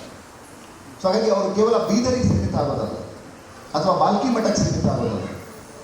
ಅವರ ಎಕ್ಸ್ಪರ್ಟಿ ಏನಿದೆ, ಅವರ ಪರಿಣಿತಿ ಏನಿದೆ, ಯಾಕಂದರೆ ಸುಮಾರು 50-60 ವರ್ಷಗಳ ಕಾಲ ಸಂಪೂರ್ಣವಾಗಿ ಅವರು ನಮ್ಮ ಸಮಾಜದ ಶೈಕ್ಷಣಿಕ ವ್ಯವಸ್ಥೆ ಹೇಗಿರಬೇಕು ಅನ್ನುವ ಆಲೋಚನೆಯಲ್ಲೇ ಕಳೆದಿದೆ. ನನಗನ್ಸುತ್ತೆ ದಿನದ 24 ಗಂಟೆಯಲ್ಲಿ ಕನಿಷ್ಠ ಅವರು 12-13 ಗಂಟೆ ಶಿಕ್ಷಣದ ಬಗ್ಗೆನೇ ಯೋಚನೆ ಮಾಡ್ತಾರೆ. ಸೊ ಹಾಗಾಗಿ ಅವರಿಗಿರುವ ಒಳನೋಟ ಇದೆಯಲ್ಲ, ಅದು ಪುಸ್ತಕ ಓದಿನಿಂದ ಬಂದ ಒಳನೋಟ ಅಲ್ಲ. ಈಗ ನಮಗೆಲ್ಲ PhD ಮಾಡಿ ಸ್ವಲ್ಪ ಏನೋ ಅರಿವು ಬಂದಿದೆ, ಬಟ್ ಅವರಿಗೆ ಪುಸ್ತಕ ಓದೋದ್ರ ಮೂಲಕ ಈ ಅರಿವು ಬಂದಿಲ್ಲ, ಬದಲಾಗಿ ಅವರ ಬದುಕಿನ ಮೂಲಕವೇ ಈ ಅನುಭವ ಬಂದಿದೆ. ಸೊ ಹಾಗಾಗಿ ಈ ಅನುಭವ ಇದೆಯಲ್ಲ, ಈ ಅನುಭವ ಅನ್ನೋದು ಬೀದರ್ನಿಂದ ಕರ್ನಾಟಕಕ್ಕೆ ದಾಟಬೇಕು. ನಾವು ಏನು ಮಾತಾಡ್ತಿದ್ರೆ ಕರ್ನಾಟಕ ಅಲ್ಲಿಂದ ಬೀದರಿಗೆ ಬರಬೇಕು ಅಂತ ಹಂಗಿಲ್ಲ. ಇವತ್ತೇನಾದರೂ ಈ ಕಲ್ಚರಲ್ ಸ್ಟಡೀಸ್ ಅಂತ ಏನು ಕರೀತಾರೆ, ಸಾಂಸ್ಕೃತಿಕ ಶಿಕ್ಷಣ ಮತ್ತು ಮಾನವೀಯ ಶಿಕ್ಷಣ ಅನ್ನುವ ಒಂದು ಎಕ್ಸ್ಪೆರಿಮೆಂಟ್ ಏನು ನಡೀತಾ ಇದೆ ಈ ಮಠದಲ್ಲಿ, ಇದು ಬೀದರಿಂದ ಕರ್ನಾಟಕದ ಇತರ ಭಾಗದೆಡೆಗೆ ದಾಟಬೇಕು ಅಂತ ನನಗನ್ಸುತ್ತೆ. ದಾಟಿದಾಗ ಮಾತ್ರವೇ ನಾವಿವತ್ತು ನಮ್ಮ ಸಮಾಜದಲ್ಲಿರುವಂಥ ವಿಚಿತ್ರ ಶಕ್ತಿಗಳನ್ನು ಎದುರಿಸೋದಕ್ಕೆ ಸಾಧ್ಯ. ಸೊ ಆ ನಿಟ್ಟಿನಲ್ಲಿ ನನಗೆ ಶಿಕ್ಷಣ ಅಂದ್ರೆ ಏನು ಅಂತಂದರೆ ಕೇವಲ ಔಪಚಾರಿಕ ಶಿಕ್ಷಣ ಅಲ್ಲ. ನಮ್ಮಲ್ಲಿ ಬೆಲ್ ಹುಕ್ ಅನ್ನೋ ಒಬ್ಬರು ಹೆಣ್ಮಕ್ಳಿದ್ದಾರೆ, ಅವಳೇನು ಹೇಳ್ತಾಳಂದರೆ ಶಿಕ್ಷಣ ಅಂತಂದರೆ ಪ್ರಾಕ್ಟೀಸಿಂಗ್ ಫ್ರೀಡಮ್ ಅಂತ. ಶಿಕ್ಷಣ ಅಂತಂದರೆ ಸ್ವಾತಂತ್ರ್ಯವನ್ನು ಅನುಭವಿಸೋದೇ ಶಿಕ್ಷಣ. ಹಾಗಾಗಿ ನಾವು ಮಗುಗೆ ಯಾಕೆ ಶಿಕ್ಷಣ ಕೊಡಬೇಕು ಅಂತಂದರೆ, ಆ ಮಗುವಿಗೆ ತನಗಿರುವ ಸ್ವಾತಂತ್ರ್ಯವನ್ನು ಅನುಭವಿಸುವ ಒಂದು ಸ್ಥೈರ್ಯ ಬರೋದಕ್ಕೋಸ್ಕರ ನಾವು ಶಿಕ್ಷಣ ಕೊಡಬೇಕು. ಅವನು ಡಾಕ್ಟರ್ ಆಗೋಕ್ಕೋ, ಇಂಜಿನಿಯರ್ ಆಗೋಕ್ಕೋ ಅಥವಾ ವಿಜ್ಞಾನಿ ಆಗೋಕ್ಕೋ ಶಿಕ್ಷಣ ಕೊಡೋದಲ್ಲ. ಅಷ್ಟೇ ಅಲ್ಲ ಶಿಕ್ಷಣದ ಉದ್ದೇಶ. ಶಿಕ್ಷಣದ ಮೂಲಭೂತ ಉದ್ದೇಶ ಏನು ಅಂತಂದರೆ, ಪ್ರತಿಯೊಂದು ಮಗುವು ತನಗೆ ಲಭ್ಯವಿರುವ ಸ್ವಾತಂತ್ರ್ಯವನ್ನು ಅನುಭವಿಸಲು ಶಕ್ತನಾಗಬೇಕು. ಅದು ಶಿಕ್ಷಣದ ಮೂಲ ಉದ್ದೇಶ. ಸೊ ಆ ನಿಟ್ಟಿನಲ್ಲಿ ಈ ಶಾಲೆಗಳಲ್ಲಿ ನಡೀತಾ ಇರುವಂಥ ಶೈಕ್ಷಣಿಕ ಚಟುವಟಿಕೆ ಬಹಳ ಮುಖ್ಯ ಅಂತ ನನಗನ್ಸುತ್ತೆ. ಯಾಕಂತಂದರೆ ಅದು ಕೇವಲ ಒಂದು ಔಪಚಾರಿಕ ಶಿಕ್ಷಣಕ್ಕೆ ನಿಂತಿಲ್ಲ, ಅದನ್ನು ಮೀರಿ ವ್ಯಕ್ತಿಗೆ ಅವನ ಸ್ವಾತಂತ್ರ್ಯವನ್ನು ಅರ್ಥ ಮಾಡಿಸ್ಬೇಕು ಅಥವಾ ಅವನ ಸ್ವಾತಂತ್ರ್ಯವನ್ನು ಅವನು ಆಕ್ಸೆಸ್ ಮಾಡಬೇಕು ಅನ್ನುವ ರೀತಿಯಲ್ಲಿ ಇಲ್ಲಿ ಶಿಕ್ಷಣವನ್ನು ನಿರ್ವಹಿಸಲಾಗ್ತಾ ಇದೆ. ಬಹುಶಃ ಸ್ವಾಮೀಜಿಯವರ ತಲೆಯಲ್ಲಿರುವಂಥ ಬಹಳ ಮುಖ್ಯವಾದಂತಹ ಆಲೋಚನೆ ಅದೇ. ಆ ಕಾರಣಕ್ಕೆ ಈ ಮಠದಿಂದ ಶಿಕ್ಷಣ ಪಡೆದ ಬಹುತೇಕ ಮಕ್ಕಳು ಯಾರು ಅಂತಂದರೆ ಈ ಸಮಾಜದ ಅಂಚಿನ ಸಮುದಾಯದವರು, ಈ ಸಮಾಜದ ಅತ್ಯಂತ ಕಡೆಯ ಬೀದಿಗಳಿಂದ ಬಂದವರು, ಈ ಸಮಾಜದಲ್ಲಿ ಯಾರೂ ಇಲ್ಲ ನನ್ನ ಶೈಕ್ಷಣಿಕ ಭವಿಷ್ಯ ಏನು ಅಂತ ಆಲೋಚನೆ ಮಾಡಿದವರು, ಅಂತಹ ಬಹಳ ದೊಡ್ಡ ವರ್ಗ ಏನಿದೆ ಆ ವರ್ಗ ಈ ಮಠದಿಂದ ಸಾಕಷ್ಟು ಲಾಭಗಳನ್ನು ಪಡೆದಿದೆ. ಯಾಕೆ ಅಂತಂದರೆ, ನೀವು ಕರ್ನಾಟಕದಲ್ಲಿ ನಿಮಗೆ ಸ್ವಾತಂತ್ರ್ಯ ಬಂದ ನಂತರದಲ್ಲಿ ಅಥವಾ ಕರ್ನಾಟಕದ ಚರಿತ್ರೆಯನ್ನು ನೋಡಿದ್ರೆ, ನಾವು ಕರ್ನಾಟಕ ಅಂದ್ರೇ ನಾವು ದಕ್ಷಿಣ ಕರ್ನಾಟಕ ಅನ್ನುವಂತಹ ಒಂದು ಆಲೋಚನಾ ಕ್ರಮ ಏನಿತ್ತು, ಎಲ್ಲ ಸರ್ಕಾರಗಳು ಈ ಭಾಗವನ್ನು ಶೈಕ್ಷಣಿಕವಾಗಿ ಆರ್ಥಿಕವಾಗಿ ಮತ್ತು ಸಾಮಾಜಿಕವಾಗಿ ನೆಗ್ಲೆಕ್ಟ್ ಮಾಡ್ತಿದ್ದಂಥ ಕಾಲದಲ್ಲಿ ಇಲ್ಲಿ ಇಷ್ಟು ದೊಡ್ಡ ಶೈಕ್ಷಣಿಕ ಕ್ರಾಂತಿ ಮಾಡೋದು ಅಷ್ಟು ಸುಲಭ ಅಲ್ಲ. ಸೊ ಆ ಶೈಕ್ಷಣಿಕ ಕ್ರಾಂತಿ ಮಾಡುವ ಉದ್ದೇಶ ಏನು ಅಂತಂದರೆ, ಒಂದು ಇನ್ಕ್ಲೂಸಿವ್ ಸೊಸೈಟಿಯನ್ನು ಕಟ್ಟಬೇಕು, ಎಲ್ಲ ಸಮುದಾಯಗಳನ್ನು ಒಳಗೊಳ್ಳುವಂಥ ಒಂದು ಸಮಾಜವನ್ನು ನಿರ್ಮಾಣ ಮಾಡಬೇಕು. ಆಗ ಮಾತ್ರವೇ ನಾವು ಒಂದು ಒಳ್ಳೆಯ ದೇಶವನ್ನು ಕಟ್ಟೋಕ್ಕೆ ಸಾಧ್ಯ ಅನ್ನುವಂಥ ಒಂದು ಮಾಡೆಲನ್ನು ನನ್ನ ಪ್ರಕಾರ ಸ್ವಾಮೀಜಿಯವರು ಕರ್ನಾಟಕದ ಮುಂದೆ ಇಟ್ಟಿದ್ದಾರೆ. ಮೇ ಬಿ ಕರ್ನಾಟಕ ಮೋಸ್ಟ್ಲಿ ಬೀದರಿಂದ ಅಥವಾ ಈ ಒಂದು ಶೈಕ್ಷಣಿಕ ಸಂಸ್ಥೆಗಳಿಂದ ಕಲಿಯೋದು ಸಾಕಷ್ಟು. ಇವತ್ತು ನಾವು ರಾಜ್ಯ ಶಿಕ್ಷಣ ನೀತಿ ಬಗ್ಗೆ ಮಾತಾಡ್ತಾ ಇದ್ದೀವಿ, ರಾಷ್ಟ್ರೀಯ ಶಿಕ್ಷಣ ನೀತಿ ಬಗ್ಗೆ ಮಾತಾಡ್ತಾ ಇದ್ದೀವಿ. ಈ ಎಲ್ಲ ಶಿಕ್ಷಣ ನೀತಿಗಳು ನಾವು ಯಾವುದನ್ನು ಶಿಕ್ಷಣ ಅಂತ ಇದ್ದೀವೋ, ಅಂದರೆ ಮನುಷ್ಯನ ಅನುಭವವನ್ನು ಅರ್ಥ ಮಾಡಿಸುವ ಶಿಕ್ಷಣವನ್ನು ಕೊಡುವಂಥ ನಿಟ್ಟಿನಲ್ಲಿ ಏನಾದರೂ ಕಲಿಬೇಕಿದ್ರೆ ಅದು ನನಗನ್ಸುತ್ತೆ ಈ ಮಠದ ಭಾಗದಿಂದ ಕಲಿಬೇಕು ಅಂತ ನನಗನ್ಸುತ್ತೆ. ಸೊ ಹಾಗಾಗಿ ನಾನು ಅವಾಗ ಹೇಳಿದಂಗೆ ಸ್ವಾಮೀಜಿಗಳು ಇಲ್ಲಿ ಎಷ್ಟು ಶಿಕ್ಷಣ ಸಂಸ್ಥೆ ಕಟ್ಟಿದ್ರು, ಇಲ್ಲಿ ಎಷ್ಟು ಮಕ್ಕಳು ಓದ್ತಾ ಇದ್ದಾರೆ, ಇಲ್ಲಿ ಎಷ್ಟು ಶಿಕ್ಷಕರು ಕೆಲಸ ಮಾಡ್ತಾ ಇದ್ದಾರೆ ಅನ್ನುವುದಕ್ಕಿಂತ ಮುಖ್ಯವಾಗಿ ನನಗೇನನ್ಸೋದು ಅಂತಂದರೆ, ಇಲ್ಲಿ ಕೊಡುತ್ತಿರುವ ಶಿಕ್ಷಣದ ಸ್ವರೂಪ ಇದೆಯಲ್ಲ ಅದು ಮಾನವೀಯವಾಗಿದೆ, ಸಂಸ್ಕೃತಿ ಪ್ರಧಾನವಾಗಿದೆ ಮತ್ತು ಮನುಷ್ಯನನ್ನು ಒಟ್ಟಾರೆಯಾಗಿ ರೂಪಿಸುವ ಎಲ್ಲ ಗುಣಗಳನ್ನು ಹೊಂದಿದೆ. ಅದು ಈ ಕಾಲಕ್ಕೆ ಬಹಳ ಮುಖ್ಯವಾದಂಥ ರೆವಲ್ಯೂಷನ್ ನನಗೆ ಅಂತ ನನಗನ್ಸುತ್ತೆ. ಸೊ ಹಾಗಾಗಿ ಅಕ್ಷರ ಸಂತ ಅಂತ ನಾವು ಕರಿತೀವಿ. ಅಕ್ಷರ ಸಂತ ಅನ್ನುವ ಈ ಪದ ಏನಿದೆ ಬಹಳ ಮೌಲ್ಯಯುತವಾದಂಥ ಪದ. ಯಾಕೆ ಅಂತಂದರೆ ಒಂದ್ಸಾರಿ ಒಬ್ಬ ಟೀಚರು ಸ್ಟೂಡೆಂಟ್ಸಿಗೆ ಕೇಳ್ತಾರೆ, ನಿನ್ನದು ಓದಾದ್ಮೇಲೆ ಏನಾಗಬೇಕಾಗಿದೆಯಾ? ಒಬ್ಬ ಹೇಳ್ತಾನೆ ಡಾಕ್ಟರ್ ಆಗಬೇಕು, ಇಂಜಿನಿಯರ್ ಆಗಬೇಕು, ವಕೀಲನಾಗಬೇಕು ಅಥವಾ ವಿಜ್ಞಾನಿ ಆಗಬೇಕು. ಆದರೆ ಒಬ್ಬ ಹುಡುಗ ಏನು ಹೇಳೋದ ಸುಮ್ಮನೆ ಕೂತಿರ್ತಾನೆ. ಮೇಷ್ಟ್ರು ಕೇಳ್ತಾರಲ್ಲಪ್ಪ ನೀನು ಓದಿದ್ಮೇಲೆ ಏನಾಗಬೇಕು ಅಂತಿದೆಯಾ? ನಾನು ಏನಿಲ್ಲ ಸರ್, ಸಂತೋಷವಾಗಿರ್ಬೇಕು ಅನ್ಕೊಂಡಿದ್ದೀನಿ. ಮೇಷ್ಟ್ರಿಗೆ ಆಶ್ಚರ್ಯ ಆಗುತ್ತೆ, ಸಂತೋಷವಾಗಿರ್ಬೇಕು ಅನ್ಕೊಂಡಿದ್ದೀನಿ ಹಂಗಂದ್ರೆ ಸರ್ ನಾನು ಇದೇನೆಲ್ಲ ಆದರೂ ನಾನು ಸಂತೋಷವಾಗಿಲ್ಲ ಅಂತಂದರೆ ನಾನು ಏನಾದರೂ ಪ್ರಯೋಜನ ಇಲ್ಲ. ಹಾಗಾಗಿ ನನ್ನ ಮೂಲಭೂತ ಉದ್ದೇಶ ನಾನು ಸಂತೋಷವಾಗಿರೋದು. ಹಾಗಾಗಿ ಸಂತೋಷವಾಗಿರೋದೇ ಶಿಕ್ಷಣ. ಸೊ ಹಾಗೆ ನಾನು ಪಡಿತಾ ಇರೋ ಶಿಕ್ಷಣ ನಾನು ಸಂತೋಷವಾಗಿರಬೇಕು ಅನ್ನುವ ಕಾರಣಕ್ಕೆ ನಾನು ಈ ಶಿಕ್ಷಣ ಪಡಿತಾ ಇದ್ದೀನಿ ಅನ್ನೋ ಒಂದು ಉತ್ತರ ಹೇಳ್ತಾನೆ. ನನಗನ್ಸುತ್ತೆ ಈ ಥರದ ಒಂದು ನೈತಿಕ ಶಿಕ್ಷಣವನ್ನು ನಮಗೆ ಇವತ್ತು ಕೊಡುವಂತಹ ಸವಾಲಿಗೆ ನಾವು ಎದುರಾಗಿದ್ದೀವಿ. ಸೊ ಈ ಮಾದರಿಯಲ್ಲಿ ನಾವು ಶಿಕ್ಷಣವನ್ನು ನೀಡಲಿಲ್ಲ ಅಂತಂದರೆ, ಶಿಕ್ಷಣವನ್ನು ಕೊಡಲಿಲ್ಲ ಅಂತಂದರೆ ಅದು ಮೇ ಬಿ ನಾವು ಬಹಳ ದೊಡ್ಡ ಕ್ರೈಸಿಸಿಗೆ ಒಳಗಾಗ್ತೀವಿ ಅಂತ ನನಗನ್ಸುತ್ತೆ. ಸೊ ಹಾಗಾಗಿ ಸ್ನೇಹಿತರೆ, ಇವತ್ತು ಈ ಬೀದರ್ನಂತಹ ಭಾಗದಲ್ಲಿ ಈ ಒಂದು ಸ್ಥಾನದಲ್ಲಿದ್ದು ಇಷ್ಟು ದೊಡ್ಡ ಒಂದು ಕ್ರಾಂತಿಯನ್ನು ಮಾಡಿರುವಂತಹ ಸ್ವಾಮೀಜಿಯವರ 75ನೇ ಸಂಭ್ರಮಾಚರಣೆ ನಾವೆಲ್ಲರೂ ಭಾಗಿಯಾಗ್ತಾ ಇದ್ದೀವಿ. ನನಗನ್ಸುತ್ತೆ ಇದೊಂದು ಹಿಸ್ಟಾರಿಕಲ್ ಆದಂತಹ ಘಟನೆ, ಒಂದು ಚಾರಿತ್ರಿಕವಾಗಿ ಉಳಿಯಬಹುದಾದಂಥ ಘಟನೆ ಇದು. ಯಾಕೆಂದರೆ ಇಡೀ ನಾಡಿಗೆ ಮಾರ್ಗದರ್ಶನ ಮಾಡುವಂತಹ ಒಂದು ಮಾಡೆಲನ್ನು ನಾಡೋಜ ಬಸವಲಿಂಗ ಪಟ್ಟದೇವರವರು ಸೃಷ್ಟಿಸಿಕೊಟ್ಟಿದ್ದಾರೆ ಶೈಕ್ಷಣಿಕವಾಗಿ.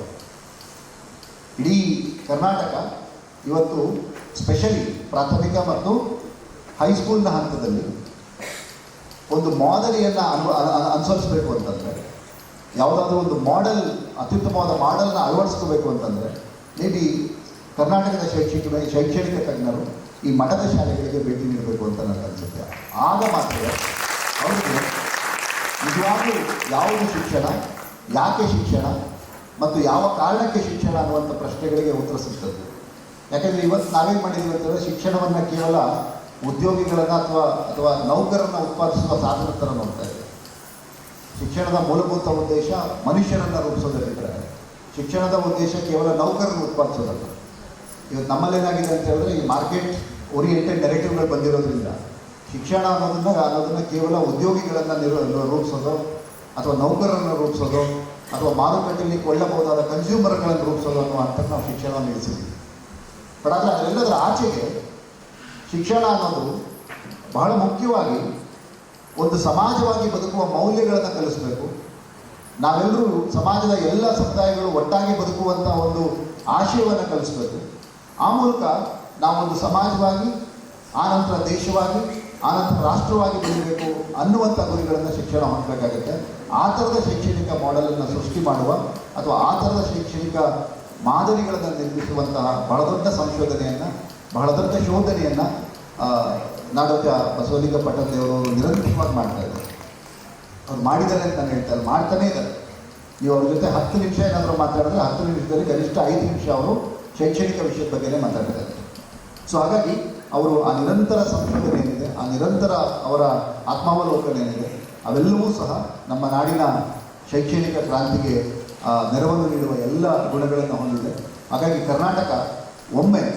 ಕರ್ನಾಟಕದ ಶೈಕ್ಷಣಿಕ ತಜ್ಞರು, ಕರ್ನಾಟಕದ ಶಿಕ್ಷಣದ ಕುರಿತು ಕಾಳಜಿ ಇರುವವರು ಈ ಮಠ ಸೃಷ್ಟಿಸಿರುವ ಅಥವಾ ಈ ಮಠ ರೂಪಿಸಿರುವ ಶೈಕ್ಷಣಿಕ ಮಾದರಿ ಏನಿದೆ, ಒಂದು ಕಲ್ಚರಲ್ ಶಿಕ್ಷಣ, ಸಾಂಸ್ಕೃತಿಕ ಶಿಕ್ಷಣ ಮತ್ತು ಮಾನವೀಯ ಶಿಕ್ಷಣದಂಥ ಮಾದರಿ ಏನಿದೆ, ಆ ಮಾದರಿಯ ಕಡೆ ತಿರುಗಿ ನೋಡೋದ್ರ ಮೂಲಕ ಇಲ್ಲಿನ ಒಂದು ಕಲ್ಚರನ್ನು ನಾಡಿನ ಬೇರೆ ಕಡೆಗೂ ಸಹ ತಗೊಂಡು ಹೋಗುವಂಥ ಬಹಳ ದೊಡ್ಡ ಪ್ರಯತ್ನಕ್ಕೆ ನಾವು ಕೈ ಹಾಕಬೇಕಾಗಿದೆ. ಆ ಮೂಲಕ ನಾವು ಬೀದರ್ನ ಮೂಲಕ ಕರ್ನಾಟಕವನ್ನು ನೋಡುವಂಥ ಕ್ರಮ ಕಲಿಬೇಕಾಗಿದೆ. ಅಂದರೆ ಬೀದರ್ನ ಮೂಲಕ ಕರ್ನಾಟಕ ನೋಡೋದು, ನಾವು ಕರ್ನಾಟಕದ ಮೂಲಕ ಬೆಂಗಳೂರು ಮೂಲಕ ಬೀದರ್ ನೋಡೋದು ಒಂದು ಕ್ರಮ ಆದರೆ ಬೀದರ್ನ ಮೂಲಕ ಕರ್ನಾಟಕವನ್ನು ನೋಡೋದು. ನನಗನ್ಸುತ್ತೆ ಬೀದರ್ನ ಮೂಲಕ ಕರ್ನಾಟಕವನ್ನು ನೋಡುವ ಒಂದು ಕಣ್ಣೋಟ ಬೀದರಿನಾದರೂ ಕೊಟ್ಟಿದ್ರೆ ಆ ಕಣ್ಣೋಟ ಕೊಟ್ಟಿರೋದು ಡಾಕ್ಟರ್ ಬಸವಲಿಂಗ ನಾಡೋಜ ಬಸವಲಿಂಗ ಪಟ್ಟದೇವರು. ಅದು ಮತ್ತು ಶಿಕ್ಷಣದ ಮೂಲಕ ಒಂದು ಶೈಕ್ಷಣಿಕ ಕ್ರಾಂತಿಯನ್ನು ಮಾಡೋದ್ರ ಮೂಲಕ ಆ ಒಂದು ಕಣ್ಣೋಟವನ್ನು ರೂಪಿಸಿಕೊಟ್ಟಿದ್ದಾರೆ. ಈ ಕಣ್ಣೋಟದ ಮೂಲಕ ಕರ್ನಾಟಕ ತನ್ನಂತಾನು ಮತ್ತೊಂದು ಸರಿ ಶೈಕ್ಷಣಿಕ ಕ್ಷೇತ್ರದಲ್ಲಿ ತನ್ನಂತಾನು ಪುನರ್ನಿರ್ವಚಿಸಿಕೊಳ್ಳುವ ಒಂದು ಅವಕಾಶಕ್ಕೆ ತೆರೆಕೋಬೇಕು ಅಂತ ಹೇಳ್ತಾ, ಸೊ ಹಾಗಾಗಿ ನಾವು ನಾಡೋಜ ಪಟ್ಟದೇವರು ಅವರನ್ನು ಕೇವಲ ಬೀದರ್ಗೆ ಬಾಲ್ಕಿಗೆ ಸೀಮಿತವಾಗಿ ನೋಡದೆ ಅವರು ಇಡೀ ದೇಶಕ್ಕೆ, ಇಡೀ ನಾಡಿಗೆ ಒಂದು ಶೈಕ್ಷಣಿಕ ವ್ಯವಸ್ಥೆ ಹೇಗಿರಬೇಕು ಅನ್ನುವಂಥ ಕಣ್ಣೋಟವನ್ನು ರೂಪಿಸ್ತಾ ಇರುವಂತಹ ಒಬ್ಬೊಬ್ಬ ವಿದ್ವಾಂಸನ ರೀತಿ ನೋಡುವ ಬಹಳ ಮುಖ್ಯವಾದಂತಹ ಒಂದು ಆಲೋಚನೆಗಳನ್ನು ಬೆಳೆಸಬೇಕಾಗಿದೆ. ಭಾಳ ಸರಿ ಏನಾಗುತ್ತೆ, ಈ ಮಠಗಳನ್ನು ಸ್ವಾಮಿಗಳನ್ನು ನಾವು ಭಾಳ ಕೆಳಗಡೆ ನೋಡ್ತಾ ಇದ್ದೀವಿ. ಅಂದರೆ ಯೂನಿವರ್ಸಿಟಿ ಪ್ರೊಫೆಸರ್ಗಳನ್ನು ನೋಡೋದು ಬೇರೆ, ಮಠದ ಸ್ವಾಮೀಜಿ ನೋಡೋದು ಬೇರೆ. ಬಟ್ ಅದರ ದುರಂತ ಏನು ಅಂತಂದರೆ ಇವತ್ತು ನಮ್ಮ ಕರ್ನಾಟಕದ ಚರಿತ್ರೆಯೇ ನೋಡಿದ್ರೆ ವಿಶ್ವವಿದ್ಯಾನಿಲಯಗಳು ಮಾಡಬಹುದಾದ 100 ಪಟ್ಟು ಕೆಲಸಗಳನ್ನು ಇಲ್ಲಿನ ಮಠಮಾನ್ಯಗಳು ಮಾಡಿವೆ. ಅದರಲ್ಲೂ ದೀನಪುರುಷರು, ಬಡವರು ಮತ್ತು ಅಂಚಿನ ಸಮುದಾಯಗಳ ಜನರು ಇವತ್ತೇನಾದರೂ ಒಂದು ಹಂತದ ಬೆಳವಣಿಗೆ ಹೊಂದಿದ್ರೆ ಶೈಕ್ಷಣಿಕವಾಗಿ, ಸಾಮಾಜಿಕವಾಗಿ, ಅದರಲ್ಲಿ ಮಠಮಾನ್ಯಗಳ ಕೊಡುಗೆ ಭಾಳಷ್ಟಿದೆ. ಅದನ್ನು ನಾವು ಯಾರೂ ಮರೆಯುವ ಹಾಗಿಲ್ಲ. ಹಾಗಾಗಿ ಈ ನಮ್ಮ ನಾಡೋಜ ಬಸವಲಿಂಗ ಪಟ್ಟದೇವರವರನ್ನು ಕೇವಲ ನಾವು ಸ್ವಾಮೀಜಿಯಾಗಿ ನೋಡುವ ಅಥವಾ ಕೇವಲ ಅವರನ್ನು ಒಂದು ಮಠಕ್ಕೆ ಸೀಮಿತಗೊಳಿಸುವ ನಿರೂಪಣೆಗಳ ಆಚೆಗೆ ಅವರೊಬ್ಬರನ್ನ ಶೈಕ್ಷಣಿಕ ತಜ್ಞರಾಗಿ ನೋಡುವ, ವಿದ್ವಾಂಸರಾಗಿ ನೋಡುವ, ಇಡೀ ನಾಡಿನ ಶೈಕ್ಷಣಿಕ ವ್ಯವಸ್ಥೆಯಲ್ಲಿ ಆಮೂಲಾಗ್ರವಾಗಿ ಬದಲಾವಣೆ ತರುವ ನಿಟ್ಟಿನಲ್ಲಿ ಆಲೋಚಿಸುತ್ತಿರುವ ಶೈಕ್ಷಣಿಕ ತಜ್ಞರ ಥರ ನೋಡುವಂತಹ ಒಂದು ಪ್ರಕ್ರಿಯೆ ನಾವು ಆರಂಭ ಮಾಡಿದ್ರೆ ಅವರ ಅಕ್ಷರ ಸಂತತನ ಏನಿದೆ ಅದು ಕರ್ನಾಟಕದ ಇತರ ಭಾಗಗಳಿಗೂ ಹಬ್ಬತ್ತೆ ಅಂತ ಹೇಳ್ತಾ, ಸೊ ನನಗೆ ಇವತ್ತು ಕರೆದು ಇಷ್ಟು ಮಾತಾಡೋದಕ್ಕೆ ಅವಕಾಶ ಮಾಡಿಕೊಟ್ಟಂತ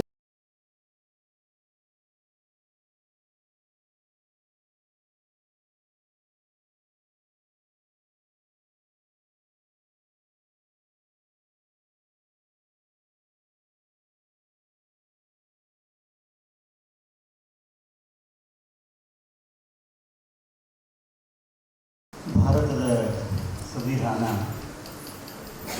ಜಾರಿಗೆ ಬರುವ 100 ವರ್ಷಗಳ ಮೊದಲು ಸಂವಿಧಾನದ ಆಶಯಗಳನ್ನು ರೂಪಿಸಿದ ಬಸವಾದಿ ಶಿವಶರಣ ಶರಣೆಯರ ಪವಿತ್ರ ಸ್ಮೃತಿಗೆ ಶರಣು ಶರಣಾರ್ಥಿಗಳನ್ನು ಅರ್ಪಿಸುತ್ತಾ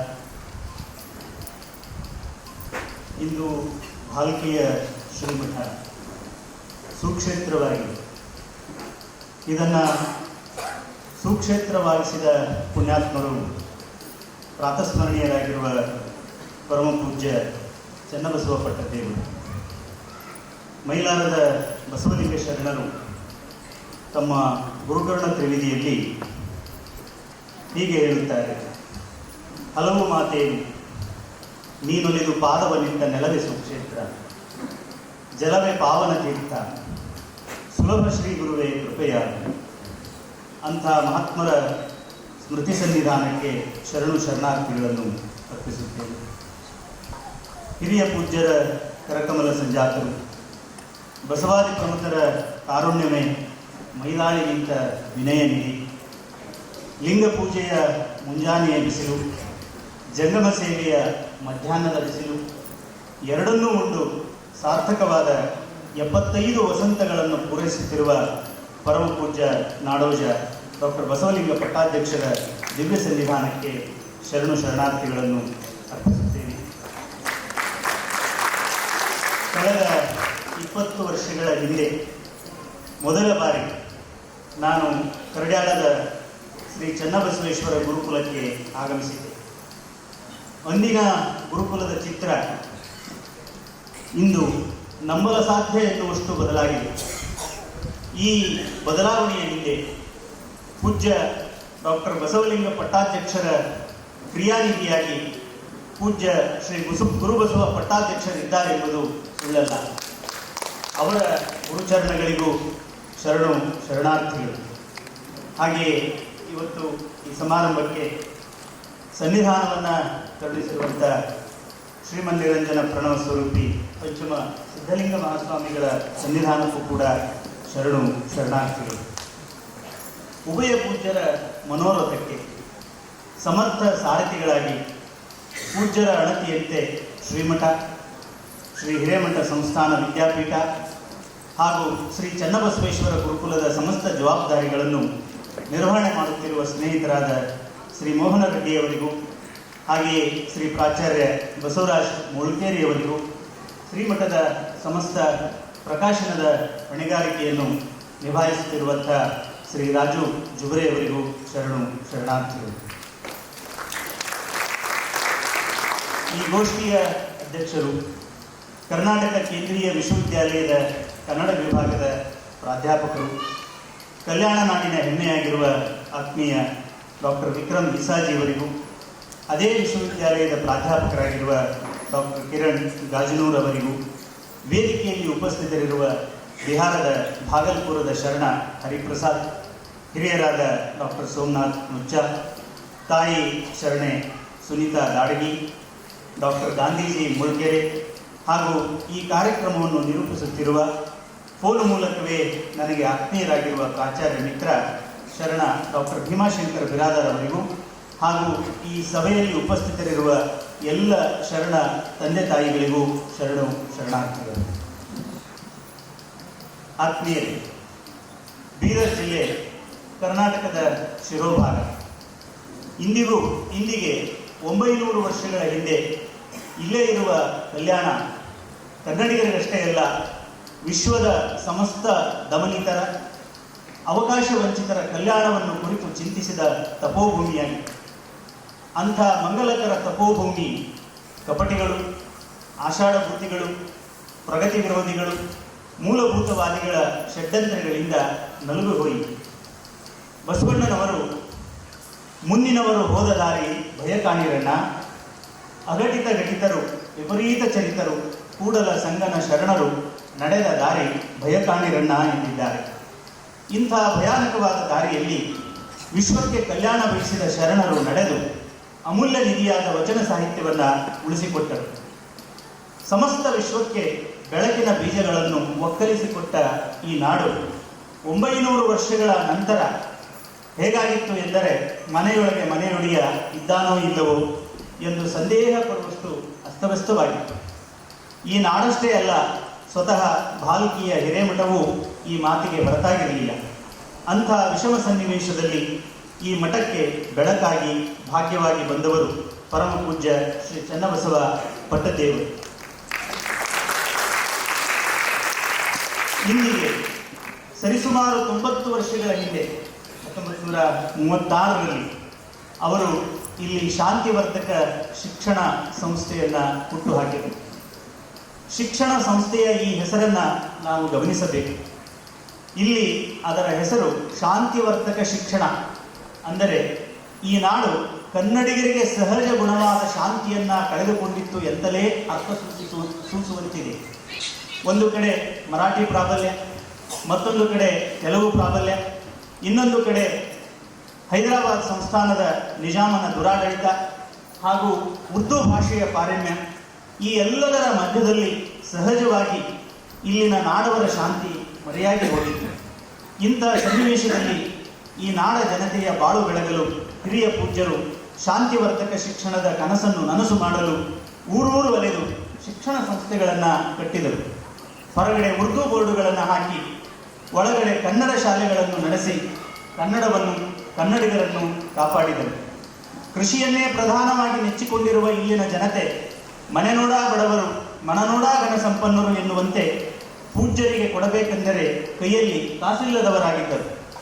ಆಗ ಪೂಜ್ಯರು ತಮ್ಮ ಭಕ್ತರಿರುವ ಮನೆಗಳಿಗೆ ಒಂದೊಂದು ಜೋಳಿಗೆ ಕೊಟ್ಟು, ನೀವು ಉಣ್ಣುವ ಜೋಳದಲ್ಲಿ ಒಂದು ಮುಟ್ಟಿಗೆ ಜೋಳವನ್ನು ಈ ಜೋಳಿಗೆಗೆ ಹಾಕಿ, ನಾವು 1 ತಿಂಗಳ ನಂತರ ಆ ಜೋಳಿಗೆಯ ಜೋಳವನ್ನು ಸಂಗ್ರಹಿಸಿ ಶಾಲೆ ಕಲಿಯುವ ಮಕ್ಕಳನ್ನು ಸಲಹುತ್ತೇವೆ ಎಂದದ್ದು ಭಾರತ ದೇಶದ ಶೈಕ್ಷಣಿಕ ಇತಿಹಾಸದಲ್ಲಿ ಇದರ ಅಪೂರ್ವ ಘಟನೆ.